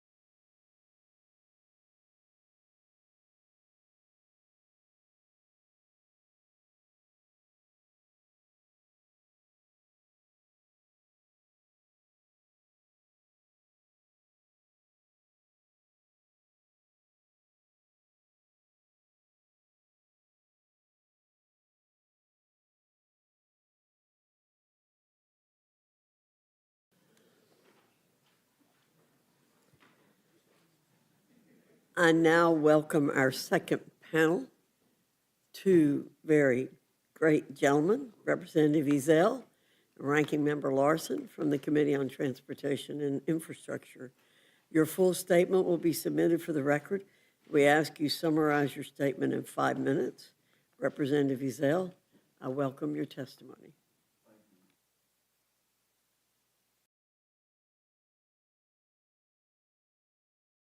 There we go. This is my first time to testify before the Rules Committee, so I'll do my best. So thank you, Dr. Fox, and all members here. This legislation was favorably reported by the Transportation and Infrastructure Committee on January 21st, 2026. This common sense legislation imposes consequences on countries, specifically in the Western Hemisphere, who take property from American companies and claim it as their own without paying for it. Under this bill, the President may limit entry into the United States from vessels that call on a foreign port, harbor, or marine terminal taken from Americans by a South, Central, or North American country. Going forward, any vessel that stops at that port, harbor, or marine terminal may be barred from entering or operating in any United States navigable water or transferring cargo in the United States port. If that country pays full value for the property or returns it, the designation can be removed and access to our nation's ports and waters can be reinstated. Simply put, this legislation holds countries responsible for their actions. The Defending American Property Abroad Act of 2026 is an important step that Congress can take to protect American industries and build upon the efforts of the administration to support American companies. By ensuring that the protection of American companies' rights, this legislation safeguards a crucial component of this country's economic growth and our national security. In closing, I urge for this bipartisan legislation and for the Rules Committee to grant a rule for consideration on the floor. I look forward to answering any questions that you may have, and I yield back. Thank you very much, Mr. Ezell. Ranking Member Larson, you're recognized. Thank you, Chair Fox and the Ranking Member McGovern. As we've seen with recent vessel boardings and seizures, the Coast Guard has broad authority to enforce American laws on the water. The Coast Guard routinely interdicts drugs and migrants, enforces fishery laws, and ensures the safety of property and life at sea. In fact, in the fiscal year 2025, the Coast Guard set record-breaking numbers. The service seized over 510,000 pounds of cocaine in the maritime domain, over triple its yearly average. Even more impressively, the Coast Guard saved over 2,200 lives and over $40 million of property by running over 6,700 search and rescue missions. They do all this while protecting global fish stocks by enforcing domestic and international fisheries laws. This bill, H.R. 7084, does not help the Coast Guard address the violations of the law at sea. Instead, the bill inserts the Coast Guard into a property dispute between a U.S. company and the Mexican government. That, if anything, will only add to the Coast Guard's burden. Coast Guard is already strained in its ability to effectively conduct its missions. Just last week, the Vice Commandant testified before the Transportation and Infrastructure Committee that the Coast Guard is a $20 billion organization operating on a $13 billion budget. Now, H.R. 7084 prohibits vessels, commercial shipping or cruise vessels, from entering or operating in U.S. waters if that vessel made a port of call at a port that was nationalized or expropriated by another country from a U.S. citizen or company. Now, requiring the service to police and prohibit certain vessels from entering U.S. waters due to an international property dispute would further strain the service's resources. This legislation is meant to apply to only one port in Mexico, but it is so broadly written that it would encompass all disputes in other countries and with other companies, both today and in the future. Congress has a lot of pressing issues we should be considering today. President Trump has promised less war and lower prices. Instead, the American public is getting more war and higher prices. So I'm offering an amendment today to force the president to certify that his exercising of authorities under this legislation would not increase costs for everyday Americans. It's become clear to me that the president did not consider the impact of war on oil prices or the economic impact on Americans. So this amendment would ensure the administration considers the potential costs before exercising authorities in this bill, and I'm asking that this committee make this amendment in order. In closing, I wish we were taking time today to discuss ways to lower costs for my constituents. Instead, we are attempting to interject Congress into an international land dispute. Now, I am sympathetic to the plight of this particular U.S. company in this particular dispute, absolutely. This legislation, however, will not solve their problem.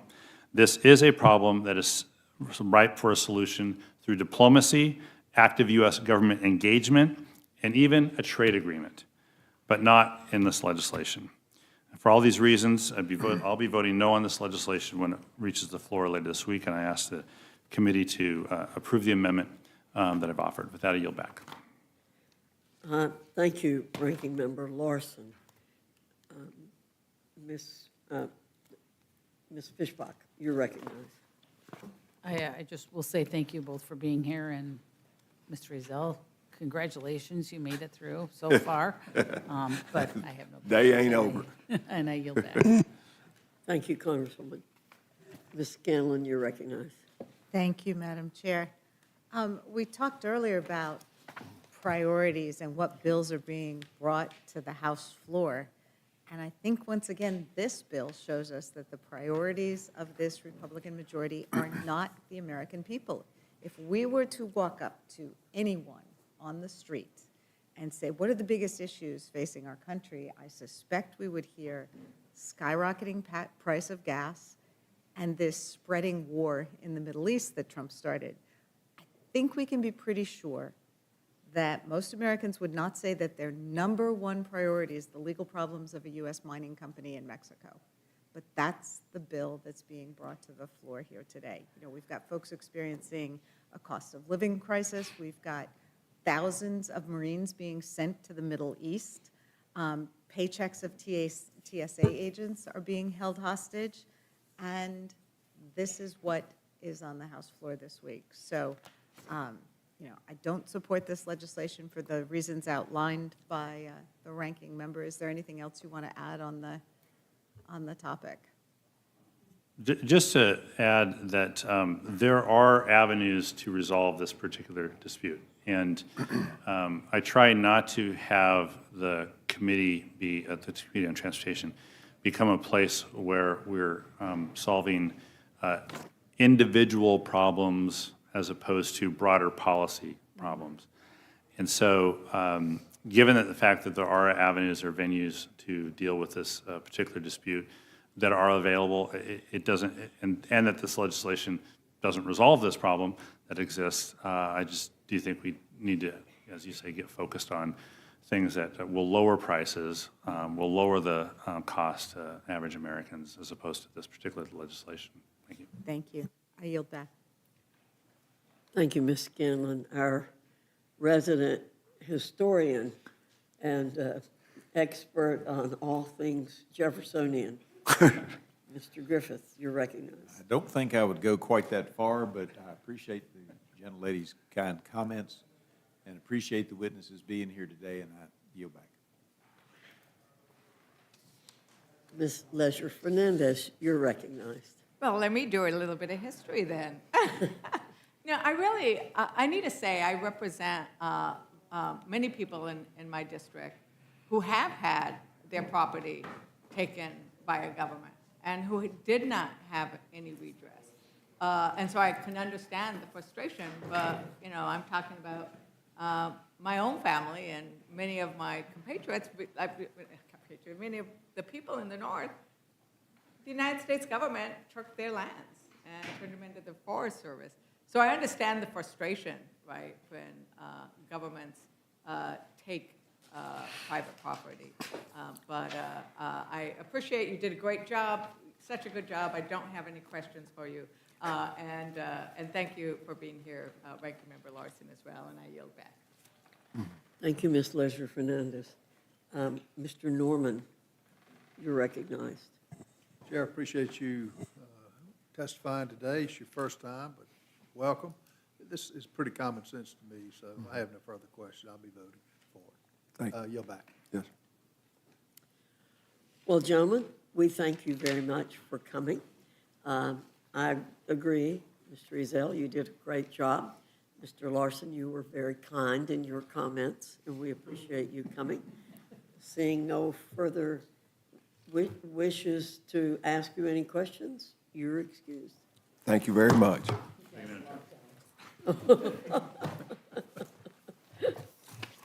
Been chewing on this all day. Go ahead.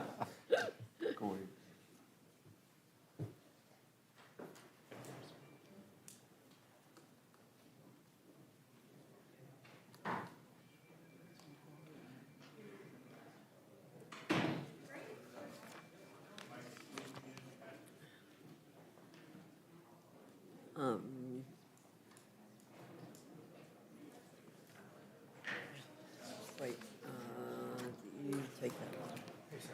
Hey, how are you? Good, how are you? Yes, you can sit right here. Right now? Yes, I believe so. We're going to start the third panel. All right, all right. we'll be right behind you. If you need anything at any point, feel free. Actually, now this is perfect.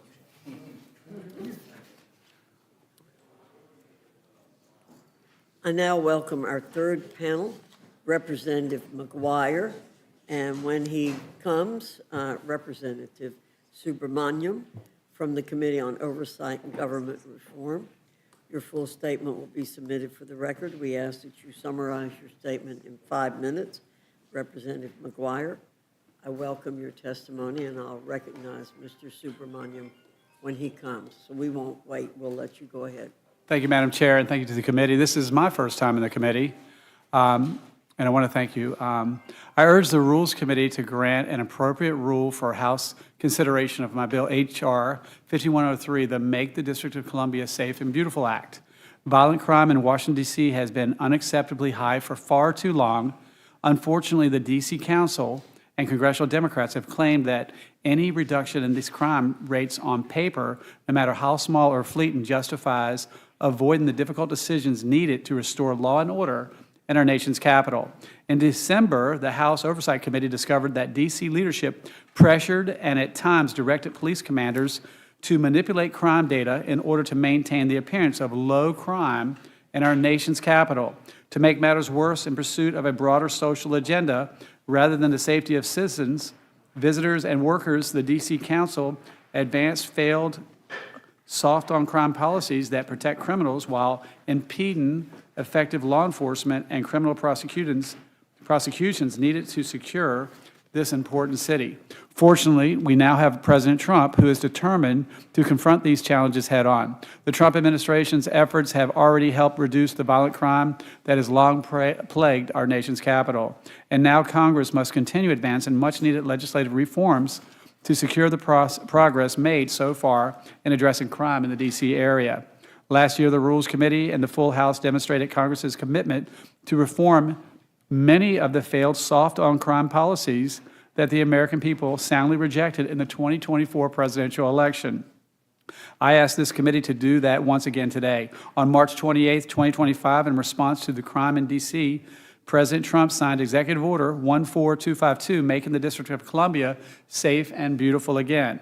H.R. 5103, the Make the District of Columbia Safe and Beautiful Again Act, codifies that executive order by establishing the D.C. Safe and Beautiful Commission, made up of key federal law enforcement and other federal partners, to focus on ensuring safety through full enforcement of federal and local laws in the district.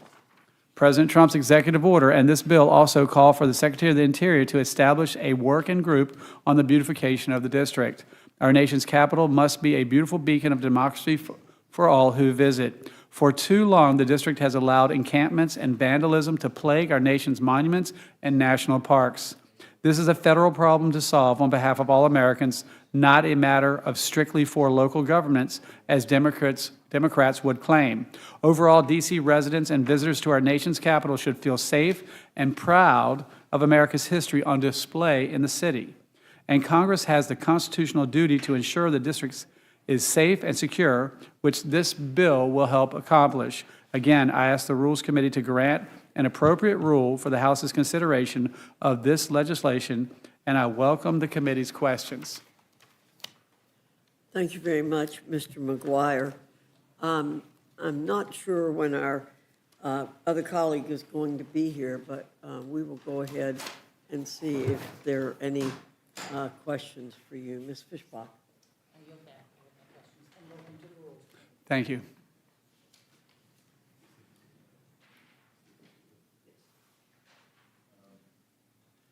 Yeah, leave the people of D.C. alone.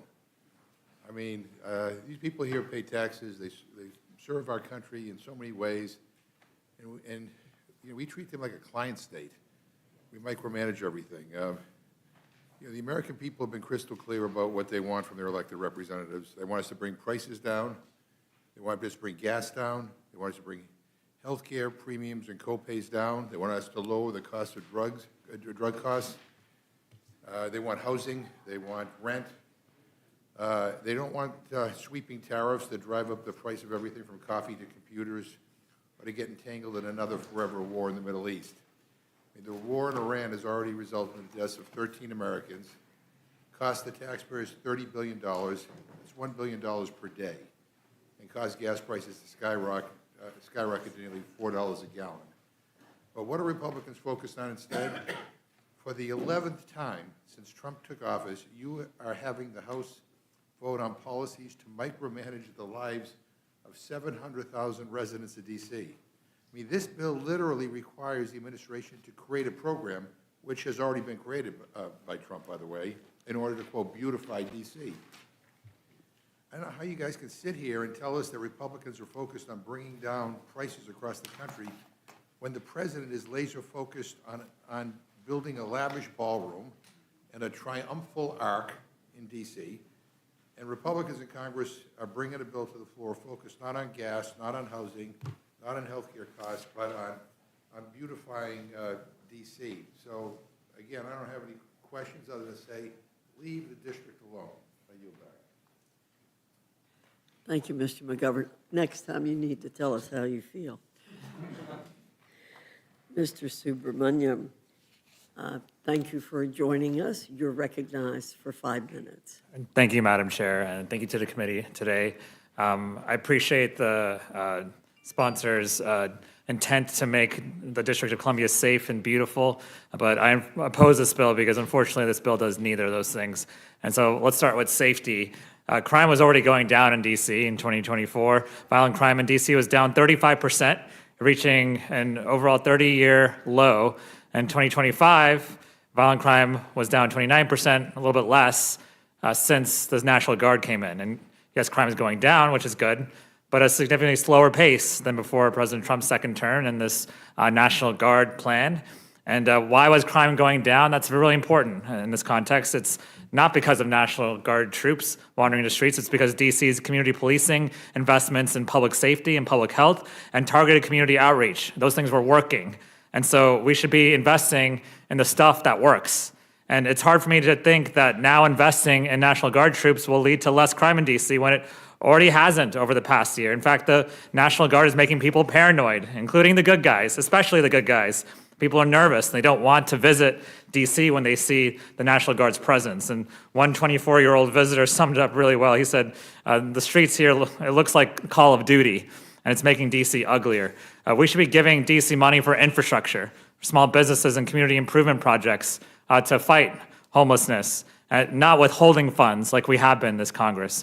So let's make D.C. safe and beautiful, but not with this bill. And so I urge the committee to oppose it. I yield back. Thank you. Pardon me. Bless you. Bless you. Ooh, pardon me. Mr. Griffith, you're recognized. Thank you, Madam Chair. In my little bubble, all is right in the universe. Virginians are arguing the issues of the day amongst themselves and in a civil manner. We have the two gentlemen here as witnesses who are Virginians, and I think it's fabulous because from the early days of the Republic, Virginians did not always agree. Don't forget that Patrick Henry did not sign off on the United States Constitution. He had this fear that the federal government would take over everything. Shockingly, he might have been correct, but there were other Virginians who were gung-ho on the Constitution, and so that's what we like to see, is that when there's a division amongst the philosophers of the day, that you have Virginians well represented in the United States Capitol in an even and fair manner, as it is to be. Now, I would submit that for those who do not want Congress interfering in D.C. affairs because the Constitution gives us Congress that right, that perhaps they should take a look at my bill that does a retrocession of the vast majority of the remainder of D.C. back to Maryland. And then that would be an issue where they could become an independent city within the Commonwealth or within the state of Maryland and wouldn't have to worry about being involved with Congress, except for one little teeny patch between here and the White House and the roughly 10 to 20 citizens living in that section would be able to vote in Maryland, With that, Madam Chair, I yield back. Thank you. Again, resident, scholar, Griffin. Ms. Scanlon, you're recognized. Thank you. This is one in a series of legislative propaganda efforts we've seen over the last couple years, targeting the District of Columbia and its residents. We've seen a series of bills designed to strip D.C. of meaningful autonomy, to overturn democratically enacted legislation, leading to its occupation by the National Guard, and the loss of over $1 billion in locally collected taxes. These attacks on D.C. and its residents have not made the city safer or more beautiful. As we just heard, investments by the city through its democratically elected leaders in programs that work have led to reduction in crime and other civic improvements. And instead, Congress's clawback of funds that D.C. residents paid themselves have led to the loss of money to D.C.'s public schools, its police department, its fire department, and other vital civic services. So I think we really need to think about the fact that the members of Congress imposing their nanny state views on the District of Columbia were not elected by the 700,000 people who live in the district. And in fact, the district's population exceeds that of almost 50 members of Congress. So this is a significant portion of our country's populace that is not getting the right to represent themselves. I would just end with, if Congress really wants to make the nation's capital a better place to live, the first thing we should do is give the residents of D.C. a vote and fulfill their decades-long petition for statehood. Thank you. I yield back. Thank you, Ms. Scanlon. Ms. Houchin, you're recognized. Thank you, Madam Chair. Our nation's capital should stand as a proud reflection of who we are, a city that embodies America's strengths and our highest ideals. But today, too many residents and visitors instead of see a city facing some real challenges with clear room for improvement in safety, order, and the condition of its public spaces. Recognizing the urgency of these concerns and the need for stronger action, President Trump has already led the effort to deploy resources to restore public safety. This builds on that effort by creating a lasting framework to coordinate across agencies to restore monuments, memorials, and public areas. These are goals that should be broadly supported across the aisle. At the same time, transparency and accountability are critical to any serious public safety effort. Late last year, the Oversight Committee released findings, including statements made by Metropolitan Police Department personnel in transcribed interviews, which strongly suggest that then MPD Chief Smith led a pressure campaign to reduce crime reporting, masking the challenges residents were facing day to day. Congressman McGuire, could you elaborate on the findings of that report, explain how this legislation would address the underlying safety concerns and the need for greater transparency? Well, thank you for the question. The Oversight Committee investigated allegations of manipulation of crime statistics in D.C. That investigation uncovered that efforts were made in the Metropolitan Police Department to manipulate and lower publicly reported crime statistics. Multiple commanders in the MPD stated that there were clear pressures from those higher up to lower the classification of crimes to present to the public the perception of low crime in the district, and that there was a push to deliberately lower crime statistics prior to President Trump's federal surge months ago. I think all of us would agree that the number one priority of government, the local, state, federal level, is to keep our citizens safe, but covering up crime to get better statistics is wrong. Multiple commanders testified that the MPD Chief Smith created expectations that many of the crimes specifically affecting public crime statistics had to be reviewed by her or her assistant chiefs prior to their inclusion. They also stated that Chief Smith pushed for the more frequent use of intermediate criminal charges, which are lower degree criminal charges that go unreported to the public. It is also clear from the investigation that Chief Smith threatened and retaliated against MPD personnel that presented her with spikes in crime. Her actions contributed to an atmosphere that was both hostile and unpredictable, leading to many MPD officers retiring or leaving the department. My bill, H.R. 5103, addresses the findings from the investigation by facilitating the deployment of more robust federal law enforcement presence in the district in coordination with local law enforcement, ensuring both federal and local laws are being followed. Additionally, this bill directs the D.C. Safe and Beautiful Commission to collaborate with MPD leadership and union to assist the facilitating and recruitment, retention, and capabilities of its officers and provide federal personnel and resources to reduce crime.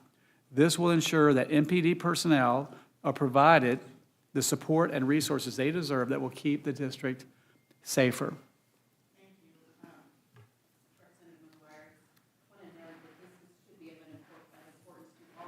Sorry. Thank you, Representative McGuire. I just wanted to note that this is an issue that should be of importance to all Americans as they visit the nation's capital, to expect that it will be safe. We cannot tackle or address a problem that we can't understand due to the lack of transparency and oversight. I thank you for this bill, and Madam Chair, I yield back. Thank you, Ms. Houchin. Ms. Leisure-Fernandez, you're recognized. Thank you, and I really do want to thank the gentleman from Virginia, Representative Griffin, for his comments with regards to the history of the filibuster. You want to get rid of the filibuster. And I think D.C. would love us to get rid of the filibuster, because then we could have D.C. not as part of Virginia, but as a state. I think that would just be great for the citizens to actually be able to vote and have a say. I also note that the bill would allow the commission to restore, to the extent practicable, those monuments, memorials, statues, and similar properties which have been defaced. Now, I would point out that, right, we've seen some defacing of some pretty important property, including President Trump putting his own name on the Kennedy Center. Who puts their name, a living president, slapping his name on such an august institution? So I'm wondering if they'd want to take that out. I'm wondering what they would do with the East Wing. He destroyed that. That was like part of what the White House is, and maybe we needed a ballroom. But do you just go in with a wrecking ball? So, I mean, I'm sorry, but when you say make D.C. beautiful again, we can't trust him. We can't trust him. And Representative, you pointed out that we don't need to. D.C. is doing some hard work itself. So with that, Madam Chair, I yield back, and I have no further questions. Thank you very much, Ms. Leisure-Fernandez. Mr. Norman. Thank you. Representative McGuire, did the person who falsified the crime records have any consequences? Well, obviously, we report that to the DOJ, and the DOJ's got investigations. I don't have an answer for that, but I can get back to you on that. Well, I sure hope something's done. That's unbelievable that he's doing that. As far as D.C. being a state, 46% of the budget for D.C. comes from the federal government. They don't have any source of income. There's no commercial properties. It's all government buildings for the most part. So I'll just add that what you're doing is what we would enjoy and what we like. Madam Chair, am I able to respond to that? Am I able to respond to what he just said? Mr. McGuire, certainly. Certainly. Well, if you remember, James Madison, when our founding fathers were creating our republic, Pennsylvania wanted to be the center of government for our country. And then New York wanted to be the center of government for our country. So they created, Maryland and Virginia ceded some land, because otherwise those states would become super states, and they would get all the money and all the influence for the 13 original states. And so they created a neutral district. And under Article 1, Section 8, Clause 17, authority for D.C. is under Congress, and we are Congress.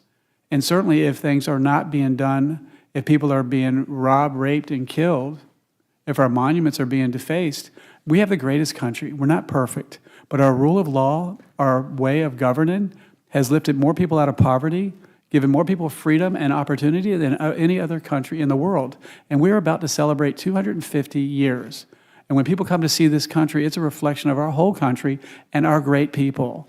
And so making it safe and beautiful, I would imagine this should be nonpartisan. Any American should be able to live, work, and raise their family in peace and walk down any street in America with their little girl, especially D.C., and be safe. Madam Chair?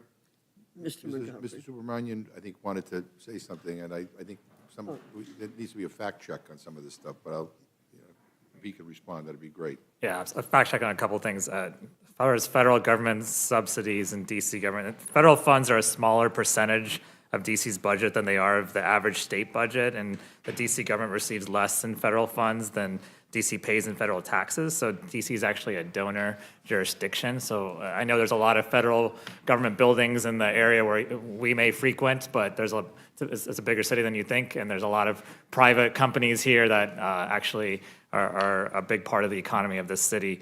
The second thing is this, I think there's been some reference to this Republican Oversight Committee investigation. They interviewed 8 current and former DC Police Department commanders.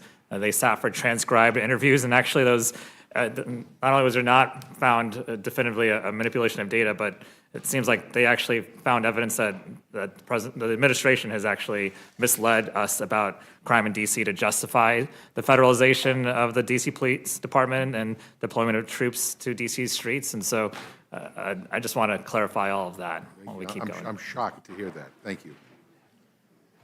Thank you, Mr. McGovern. Mr. Scott, you're recognized. I don't have any questions, Madam Chair. I would just say that earlier today, I did go to a lunch that was down towards the wharf, and my chief of staff commented that a couple of years ago, she enjoyed walking down that way, and she would no longer walk that way because of the crime and the threats in that area. So I'll leave it at that. Thank you, Mr. Scott. Mr. Langworthy, you're recognized. Thank you, Madam Chair. Our nation's capital should reflect the very best of this country. And Washington, D.C. is not just another city. It is where millions of Americans come each and every year to see their government, visit our monuments and our wonderful historic sites, and experience the history that defines us as a nation. But right now, that standard is slipping. Mr. McGuire, we've heard a lot from the other side here tonight about this bill, including a little misinformation. Wanted to give you a chance to, I think I'm going to be the last Republican here, to respond or to clear anything up for the committee. Sure. Well, I guess first of all, I would say to Mr. Norman, one result of that investigation is that the MPD police chief did resign. So that was a good positive effect. Let's see, talk about crime. In 2023, D.C. had 274 homicides, the highest in 20 years. They had 957 carjackings, 75% involving guns, because criminals don't care about the law. Like I said, you should be able to walk down any street and be safe. And I had a woman tell me about a year and a half ago, she went into a Subway and a homeless woman grabbed the door for her. She said, "Let me get the door for you." And that woman then punched her in the back of the head. She lost consciousness, came back to, and the homeless person that punched her got arrested. And then the detective called her later that day and said, "Hey, we let her back in jail, but she's not going to be a problem." The same day that she was attacked.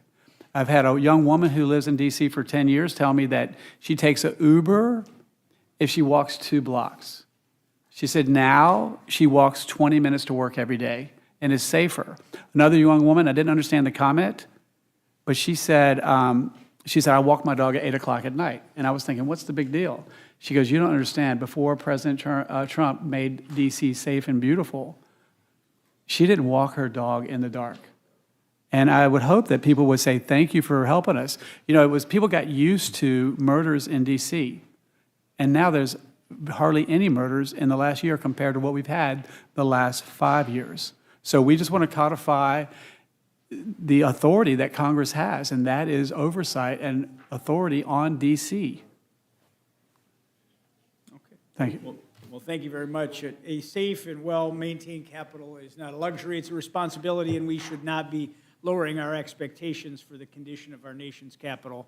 We should be raising them, and this bill takes the practical steps to do that. And I urge my colleagues to support it, and I yield back, Madam Chair. Thank you very much. I deferred my questioning, but I do want to make a couple of comments. I recently read a very interesting book by a man named Fergus Bordewich called The First Congress. And it really does have a fascinating story in it about how the Virginians made sure that the Capitol was located here. Mr. McGuire talked about the fact that New York wanted it, Pennsylvania wanted it, but President Washington and Mr. Madison,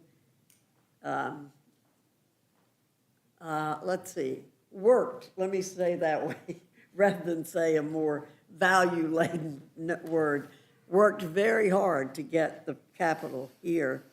And it's an interesting story, and I would encourage all of you to read that book. It really is fascinating about how the Congress came to be as a result of the first Congress. And in case you haven't heard, I just thought of this one. The reason they call the Senate the upper chamber, you know why? The first Congress met in New York, and the Senate was on the second floor, and the House was on the first floor. So that they don't deserve being called the upper chamber for anything except that they met on the second floor. I learned that in the book. And I agree with my colleagues. We are celebrating the 250th anniversary of this country. We're very fortunate that that is happening. No, I don't think any other republic has lasted this long. So we're extremely lucky to be here.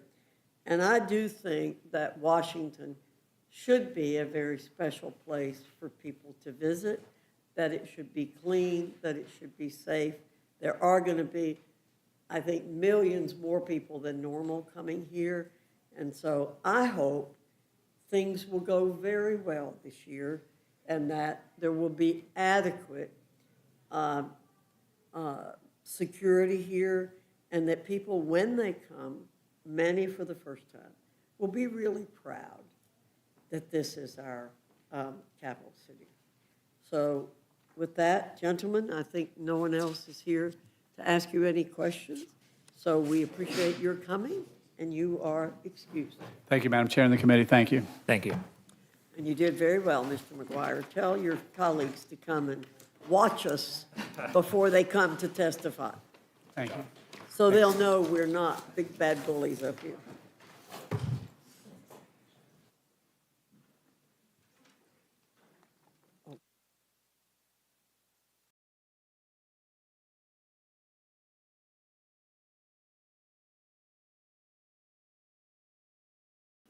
Is there anyone else seeking to testify on H.R. 8029, H.Res. 1128, H.R. 5103, or H.R. 7084? Seeing none, this closes the hearing portion of our meeting. The chair will be in receipt of a motion from the gentlewoman from Indiana, Ms. Houchin. Thank you, Madam Chair. I move the committee grant H.R. 8029, the Pay Our Homeland Defenders Act, a closed rule. The rule waives all points of order against consideration of the bill. The rule provides that the bill shall be considered as read. The rule waives all points of order against provisions in the bill. The rule provides 1 hour of general debate, equally divided and controlled by the chair and ranking minority member of the Committee on Appropriations or their respective designees. The rule provides 1 motion to recommit. The rule further provides for consideration of H.Res. 1128, expressing the support of the House of Representatives for the Department of Homeland Security under a closed rule. The rule provides that upon adoption of the resolution, it shall be in order without intervention of any point of order to consider H.Res. 1128. The rule provides that the amendments to the resolution and the preamble printed in the Rules Committee report shall be considered as adopted, and H.Res. 1128 as amended shall be considered as read. The rule provides 1 hour of general debate, equally divided and controlled by the chair and ranking minority member of the Committee on Homeland Security or their respective designees. The rule further provides for consideration of H.R. 5103, the Make the District of Columbia Safe and Beautiful Act of 2026, under a closed rule. The rule waives all points of order against consideration of the bill. The rule provides that the amendment in the nature of a substitute recommended by the Committee on Government and Reform, now printed in the bill, shall be considered as adopted, and the bill as amended shall be considered as read. The rule waives all points of order against provisions in the bill as amended. The rule provides 1 hour of general debate, equally divided and controlled by the chair and ranking minority member of the Committee on Oversight and Government Reform or their respective designees. The rule provides 1 motion to recommit. The rule further provides for consideration of H.R. 7084, the Defending American Property Abroad Act of 2026, under a closed rule. The rule waives all points of order against consideration of the bill. The rule provides that the amendment in the nature of a substitute recommended by the Committee on Transportation and Infrastructure, now printed in the bill, shall be considered as adopted, and the bill as amended shall be considered as read. The rule waives all points of order against provisions in the bill as amended. The rule provides 1 hour of general debate, equally divided and controlled by the chair and ranking minority member of the Committee on Transportation and Infrastructure or their respective designees. The rule provides 1 motion to recommit.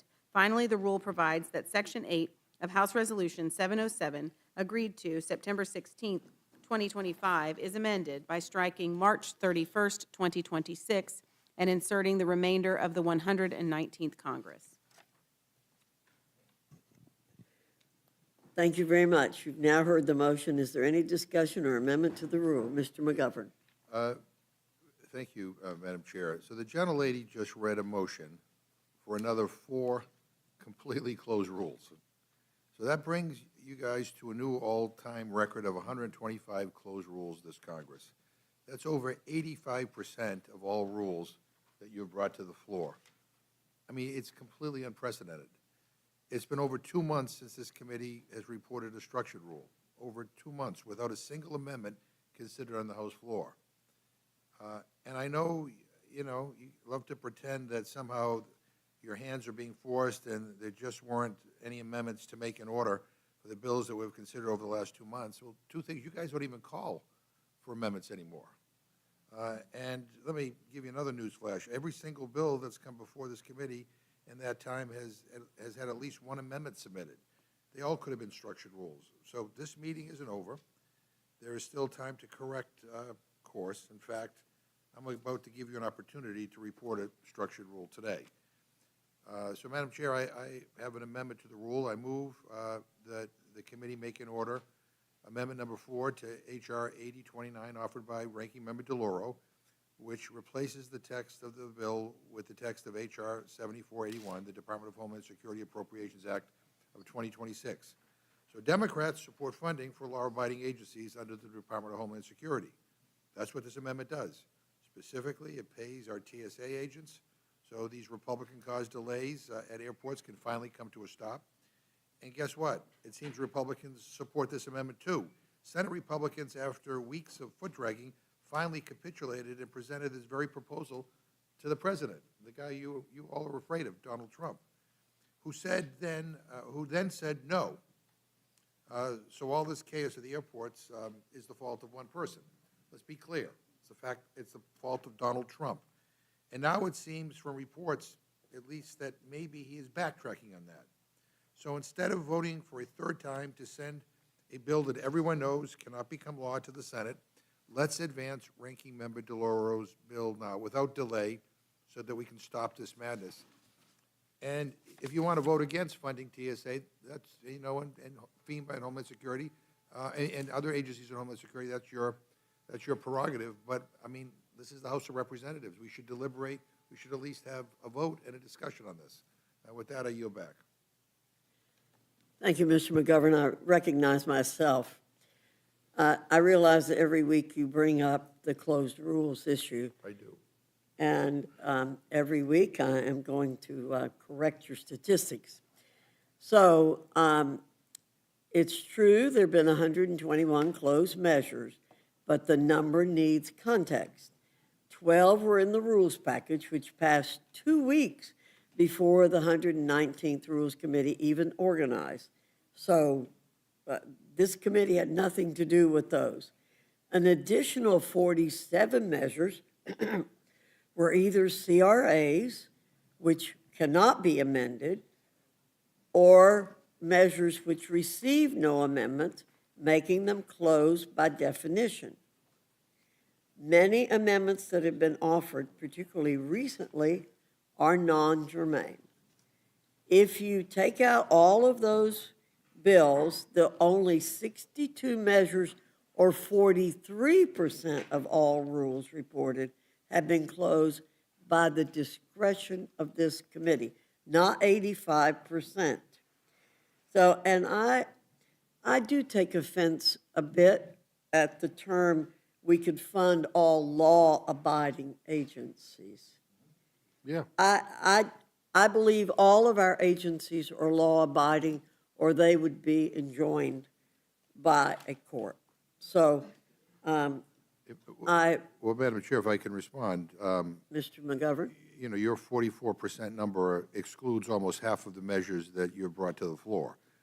So you're telling us that 60 closed rules are not real closed rules, yet they are still you're still including them in the total number of rules to distort numbers in your favor. And so let's just say that we were to accept your exclusion of 60 measures and do the math honestly. So your closed rules percentage would still be nearly 75%. That's still an all-time record high, double the so-called discretionary rate when I was chair. And so I get the spin, but the bottom line is this is the most closed Congress in history. And I guess, and what you didn't address is why the 4 measures that we are debating today are all closed, why they have to be closed. Well, it's my understanding, I saw the, let me see, there were amendments offered, as I understand it. And let me see my notes here. So doesn't mean that they are eligible for consideration, the amendments that came in on these bills. Many considerations must be made, such as germaneness, potential violation of both House and Congressional Budget Act rules, whether amendments contain earmarks, as well as other technical aspects that must be investigated. For clarity, it's long been the practice under both Republican and Democrat majorities not to make an order any amendment which would violate any House or budgetary rule. Aside from that, the majority, no matter who controls the gavel, has the discretion to control what amendments, if any, are to be made in order. So why is Ms. DeLauro's amendment not being considered? Well, I think as you understand, it would completely, is the complete opposite of what it is we're trying to do. Well, again, I get it, you disagree with it, but that's not the reason, I mean, if that's going to be the reason that if Republicans just disagree with an idea that we're not going to be able to debate that, well, that's an interesting precedent that maybe we should consider when we take over. Well, I want to just take make one other statement. You know, you took issue with me talking about, departments and agencies that comply with the law. Just so you know, President Trump's ICE and CBP are out of control. And according to the Chief Judge of the U.S. District Court of Minnesota, ICE has violated 96 court orders in 74 different cases in 2026 alone, likely more violations than some federal agencies have violated in their entire existence. So this is the root of our concern and our opposition. These lawless agencies need to be reined in before they receive any further funding. So I just want that to be clear for the record as to why I made that statement. And again, I would urge that my amendment be supported so we can actually debate a measure to fund all of the departments in Homeland Security that are actually following the law. Thank you, Mr. McGovern. Is there any further discussion or debate? Ms. Scanlon, you're recognized. Thank you. I want to thank the ranking member for offering the amendment to fund all of DHS except Customs and Border Patrol and ICE. I do have to disagree with him that it's all Donald Trump's fault that we have not yet passed this bill. I think it's the fault of every Republican member who's been too afraid to vote for the amendment, too afraid to sign the discharge petition. too afraid to stand up for their constituents, for the folks in TSA and the Coast Guard, et cetera. So I would urge all of our Republican colleagues to do the right thing, take yes for an answer, and vote for this amendment so we can fund TSA and the Coast Guard and FEMA and cybersecurity. I yield back. Ms. Scanlon, Ms. Leisure Fernandez, do you seek recognition? Yes, thank you, Madam Chair. And I would also point out that in the Senate, there have been 7 votes to fund TSA, FEMA, Coast Guard, and the other agencies, 7 votes. In the House, there's been 1 vote to fund them, and that was in this Rules Committee last time we met and voted out the Homeland Security. This will be the 9th time Republicans vote against funding TSA, FEMA, and Coast Guard, knowing that ICE and CBP already have the money. Chairman Cole acknowledged that they are substantially funded because of the BBB. Representative Jack said it on the floor of the House last time we debated this bill. So let's just be clear. That is what is before you now. Are you willing to start paying the TSA and the Coast Guard and making sure we have FEMA funding? That is the bill. And Chairman Cole acknowledged earlier that if it hit the floor, it would likely pass, which means there would be Republicans passing. It would be bipartisan. That is what we are asking you to do. That is what Americans want, because ICE and CBP have billions of dollars. The chair of the Appropriations Committee acknowledged it earlier tonight. So that is the vote we are making today. Very clear. Are you going to be willing to pay those TSA agents that some of you have pointed out you pass by every time we get on a plane? I'm going to vote to make sure they get paid by voting for ranking member's amendment. And I yield back. Madam Chair. Thank you, Ms. Leisure Fernandez. Ms. Houchin, you're recognized. Thank you. I just want to comment that's the argument being made is disingenuous to the point. We've already funded DHS, including all of our TSA agents, under Republican votes out of the House of Representatives. What this amendment would do is essentially fund everything else and defund ICE, which is not something that Republicans are going to vote to do, especially at a time when under the Biden administration, millions of illegal immigrants, including members on the terror watch list, were let into the country across the southern border. I will be voting no to this amendment. Madam Chair, I just need to correct the record because I don't think the gentlelady read my amendment that I'm offering, Mr. Laura's language. It doesn't defund ICE. ICE, unfortunately, has been funded under the big ugly bill that you all passed. You know, the one with the tax cuts for millionaires and billionaires, and the one that cuts Medicaid by $1 trillion. Will the gentleman yield? $200 billion. Yeah, it is funded in that. Will the gentleman yield? Nothing in this goes after the big ugly bill. I'm happy to yield. Does it not exclude ICE from funding in the amendment? It's not defunded. Does the amendment include funding for ICE? This does not provide any new funding for ICE. ICE already Right. has money. Thank you. I yield ICE already back. has money, so it's not defunded. So please, let's set the record straight. Stop misinforming the American people about what the reality is. ICE has a lot of money based from that awful bill you guys all passed that gave tax cuts to millionaires and billionaires. Will the gentleman funded yield? ICE and CBP. Will Yeah, the gentleman yield? Yeah. And In this amendment, you are not funding ICE. It's correct. It's not defunded. I know what you're We're not saying. I defunding. know what you're whispering in his ear, that ICE has already been funded. I know you're doing that. So, But what I'm saying is in this amendment, it does not fund ICE. Right, it does not defund ICE. Not the gentlelady She said. didn't that is- say, didn't she say didn't that. say She did defund. say She defund. said She said it does defund. not I said fund. because you Defund wouldn't ICE. be funding it, But she you wouldn't be corrected you. funding You're it. correcting your mistake. I will Okay, I will accept correct, that. I will Thank you. correct my statement that you're Okay. not funding ICE Thank you. in this amendment. Thank you. Any further discussion? Hearing none, the vote is on the measure in, here we go. Yeah, too much. Hearing none, the question is on the amendment. All those in favor signify by saying aye. Aye. Aye. Oh, excuse me, no. Those opposed, no, no. In the opinion of the chair, the noes have it. The amendment is not Ask for a agreed roll to. call, Madam Chair.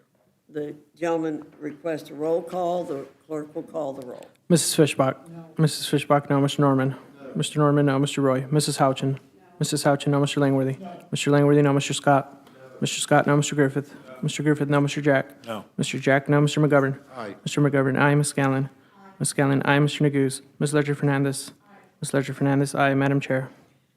No. Madam Chair, no. The clerk will report the total. 3 yeas, 8 nays. The noes have it. The amendment's not agreed to. Madam Chair, Mr. McGovern. I have an amendment to the rule, so I move the committee add a new section to the rule. Maybe this one might get more bipartisan support, providing for the immediate consideration of H.R. 7941, the Pay TSA Act of 2026, sponsored by Congressman Langworthy and co-sponsored by several members, including Congresswoman Houchin, under a closed rule, debatable for 1 hour, equally divided between the chair and ranking member of the Committee on Homeland Security. And again, since Republicans have yet again blocked the House from voting on the Democratic proposal to fund all the law-abiding agencies under DHS, including FEMA, the Coast Guard, and TSA, which would ensure all of these federal workers receive their long overdue paychecks, maybe my Republican colleagues would support an up or down vote on the floor on their own bill to make sure that, at minimum, TSA employees are eventually paid. And I urge a yes vote on my motion, and I yield back. Thank you, Mr. McGovern. Is there any further discussion on the motion by Mr. McGovern? He's at, Everyone Madam take your Chair, bill to the floor. 7941. You know, He's I want to take your amending- bill to the floor. he's amending the Pay TSA bill, which is your bill, No. to the, The motion, just a minute, just a minute. Mr. McGovern's motion is to add a new section to the rule, bringing up the bill 7941 entitled Pay TSA. That's Mr. McGovern's motion. That's the motion. Okay. Any further discussion? All those in favor of Mr. McGovern's motion to amend the rule to add a new section bringing forth the bill 7941. All those in favor signify by saying aye. Aye. All those opposed say no. No. In the opinion of the chair, the noes have it. Mr. McGovern requests A roll call. a roll call vote. Might win this one. Mrs. Fishbach? No. Mrs. Fishbach, no. Mr. Norman? Mr. Norman, no. Mr. Roy? Mrs. Houchin? yes. Mrs. Houchin, aye. Mr. Langworthy? Aye. Mr. Langworthy, aye. Mr. Scott? No. Mr. Scott, no. Mr. Griffith? Mr. Griffith, no. Mr. Jack? No. Mr. Jack, no. Mr. McGovern? Aye. Mr. McGovern, aye. Ms. Scanlon? Ms. Scanlon, aye. Mr. Neguse? Ms. Ledger Fernandez? Ms. Ledger Fernandez, aye. Madam Chair? No. Madam Chair, no. The clerk will report. 5 yeas, 6 nays. The noes have it. The amendment is not agreed to. Madam Chair? Is there further discussion? I have an amendment to the rule. I move the committee strike Section 5 of the rule, which turns off privileged consideration of resolutions of inquiry for the rest of this Congress. Tolling the days of resolutions of inquiries is not unprecedented. When Democrats were in charge, we turned off ROIs for a period of time, along with other day counts. Why? Because we were dealing with a global health pandemic and navigating how Congress and committees could operate safely. After we worked out how to operate safely, and after lobbying by our then Republican minority, I might add, we turned ROIs back on. That was the right thing to do. So I just ask, what reason is there to turn ROIs off right now? There's not an unprecedented flood of ROIs being introduced. There is not a global pandemic that hinders the ability of committees and the House to meet to dispose of ROIs. I think Republicans are hiding because they're scared. Republicans don't want to take votes on getting information about all of the president's unpopular policies that are hurting the American people, because that is the real answer. They want to hide behind this resolution and not take votes on getting answers and conducting oversight. Thank you, Mr. McGovern. For over 600 days, In the 116th and 117th Congresses, ROIs were blocked from coming to the floor by the Democratic majority. In fact, every Democratic member of this committee voted to extend such provisions despite protests from Republicans. And while they may contend that this was during the COVID pandemic, the reality is committees were working and operating for quite some time. We've operated this Congress without the use of resolutions of inquiry, and it has had no impact on the minority's ability to conduct oversight of the administration. So as was done under the Democrat majority, we'll utilize this tool as necessary. So I guess my question would be, you may not buy our reason that we had a pandemic and it was extraordinary times. We did turn them back on. I'm just trying to understand, what is the reason for turning them off now? Our reason is that you've had plenty of opportunities to do oversight with the administration. All right. Any further discussion on Mr. McGovern's motion? I'm going to call you Mr. Motion eventually. Mr. McGovern's motion. Hearing none, the question is on the amendment by Mr. McGovern. All those in favor signify by saying aye. Aye. All those opposed say no. No. In the opinion of the chair, noes have it. The amendment's not agreed Yes, to. for roll call. Mr. McGovern requests a roll call. The clerk will call the roll. Mrs. Fishbach? No. Mrs. Fishbach, no. Mr. Norman? No. Mr. Norman, no. Mr. Roy? Mrs. Houchin? No. Mrs. Houchin, no. Mr. Langworthy? No. Mr. Langworthy, no. Mr. Scott? No. Mr. Scott, no. Mr. Griffith? Mr. Griffith, no. Mr. Jack? No. Mr. Jack, no. Mr. McGovern? Aye. Mr. McGovern, aye. Ms. Scanlon? Aye. Ms. Scanlon, aye. Mr. Neguse? Ms. Ledger Fernandez? Ms. Ledger Fernandez, aye. Madam Chair? No. Madam Chair, no. The clerk will report the total. 3 yeas, 8 nays. And the noes have it. The amendment's not agreed to. So, Madam Chair, I have one other amendment. In my never-ending quest for bipartisanship, maybe this is one of these bills that can get... Well, we have a never-ending quest for bipartisanship too, Mr. McGovern. I move the committee add a section to the rule directing the clerk of the House to present to the President H.R. 7211, sponsored by Representative Griffith, and H.R. 3377, sponsored by Representative Norman, no later than 1 calendar day after the adoption of this resolution. President Trump threw a temper tantrum a couple of weeks ago and vowed not to sign any bills until the so-called SAVE Act was passed in the Senate. That's not actually a problem constitutionally, as bills presented to the President become law even without his signature after 10 days unless he vetoes them. Unfortunately, Speaker Johnson and Leader Thune are bowing to Trump's fragile ego once more and ignoring their constitutional duty to present bills to the President once they have passed both chambers. And really, it's shameful. This isn't some new optional responsibility. Thomas Jefferson wrote in his manual some 225 years ago about how withholding a bill from the executive is an infringement on the rules. There are now 2 bills that passed the House and Senate 2 weeks ago. The Republican leadership are still holding back from presenting to the President. 2 such bills were written by our colleagues, Representative Griffith and Norman, to award medals to honor veterans for heroic acts. Both passed unanimously. I think these bills should go to the President as soon as possible. I trust that the members who brought forward these bills will prioritize honoring literal American heroes over protecting the fragile ego of a man sitting in the Oval Office.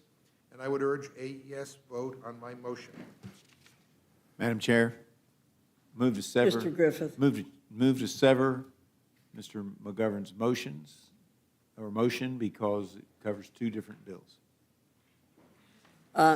Mr. Griffith has moved to sever the motion and separate, I'm sorry, Mr. McGovern, the second bill was which number? I've got 7211. 7211 and 3377. Okay, I did get it right. Okay. So, Mr. McGovern has asked that the clerk of the House report to the President the bills 7211 from Mr. Griffith, authored by Mr. Griffith, 3377, authored by Mr. Norman, and he said they have passed unanimously have, in the yeah, House? yeah. And was it So- by unanimous consent in the Senate? I mean, yeah, I mean, they're Okay. ready to go. I mean, Okay. I mean, maybe we could sever some of the rules that we pass around here, because this is really, I just want to say, Madam Chair. Thank you. What is happening here in this Congress, I mean, while you guys are all micromanaging DC, I mean, you ought to be worried, and you're worried about how wonderful the city's going to look for the 250th anniversary. Maybe my friends ought to be concerned about protecting our democracy and our republic on the 250th anniversary. Thank you, Mr. McGovern. The motion, we have a motion from Mr. Griffith to sever the motion And I from advise the Mr. proper McGovern. terminology would be to divide the question. I don't I'm even know if sorry. a motion to sever is even a motion. What you're trying to do Is to is divide the want to question. vote on 7211 and a vote on 3377. I believe we understand that. So first we need to vote on Mr. Griffith's motion to sever No. Can we get a proper motion from Mr. Griffith that we can then debate and vote on? Yeah.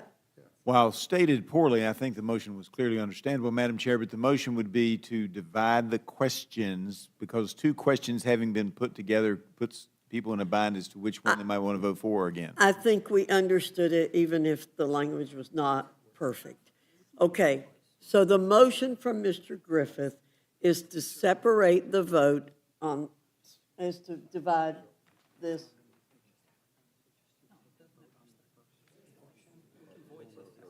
Okay, all right? Okay, what we're going to do, Mr. McGovern, is we're going to vote first whether to present 7211 and then 3377. Okay? All right. So the motion is, Do you want to ask unanimous consent so we can save some time? well, We'll do we can do it by voice, I believe. Okay? So all those in favor of a vote of presenting to the president 72, for having the clerk report to the president, HR 7211, please say aye.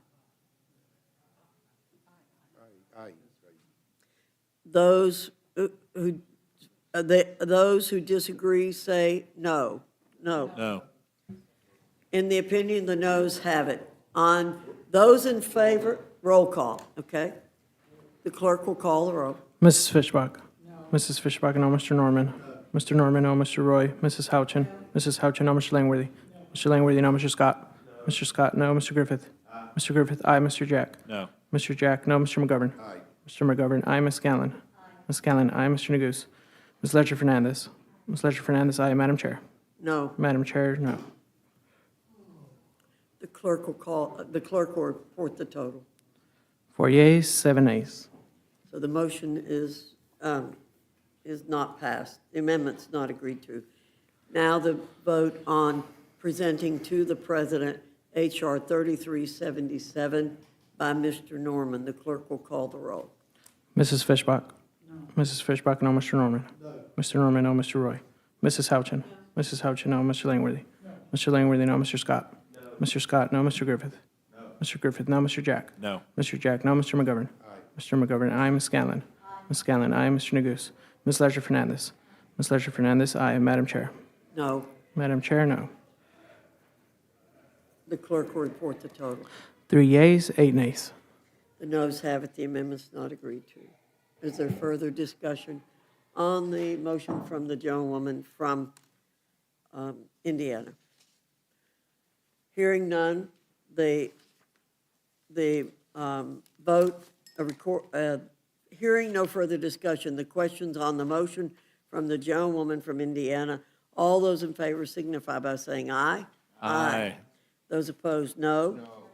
In the opinion of the chair, the ayes have it, the motion is agreed We ask for a to. roll call, ma'am. Mr. McGovern requests a roll call. The clerk will call the roll. Mrs. Fishbach?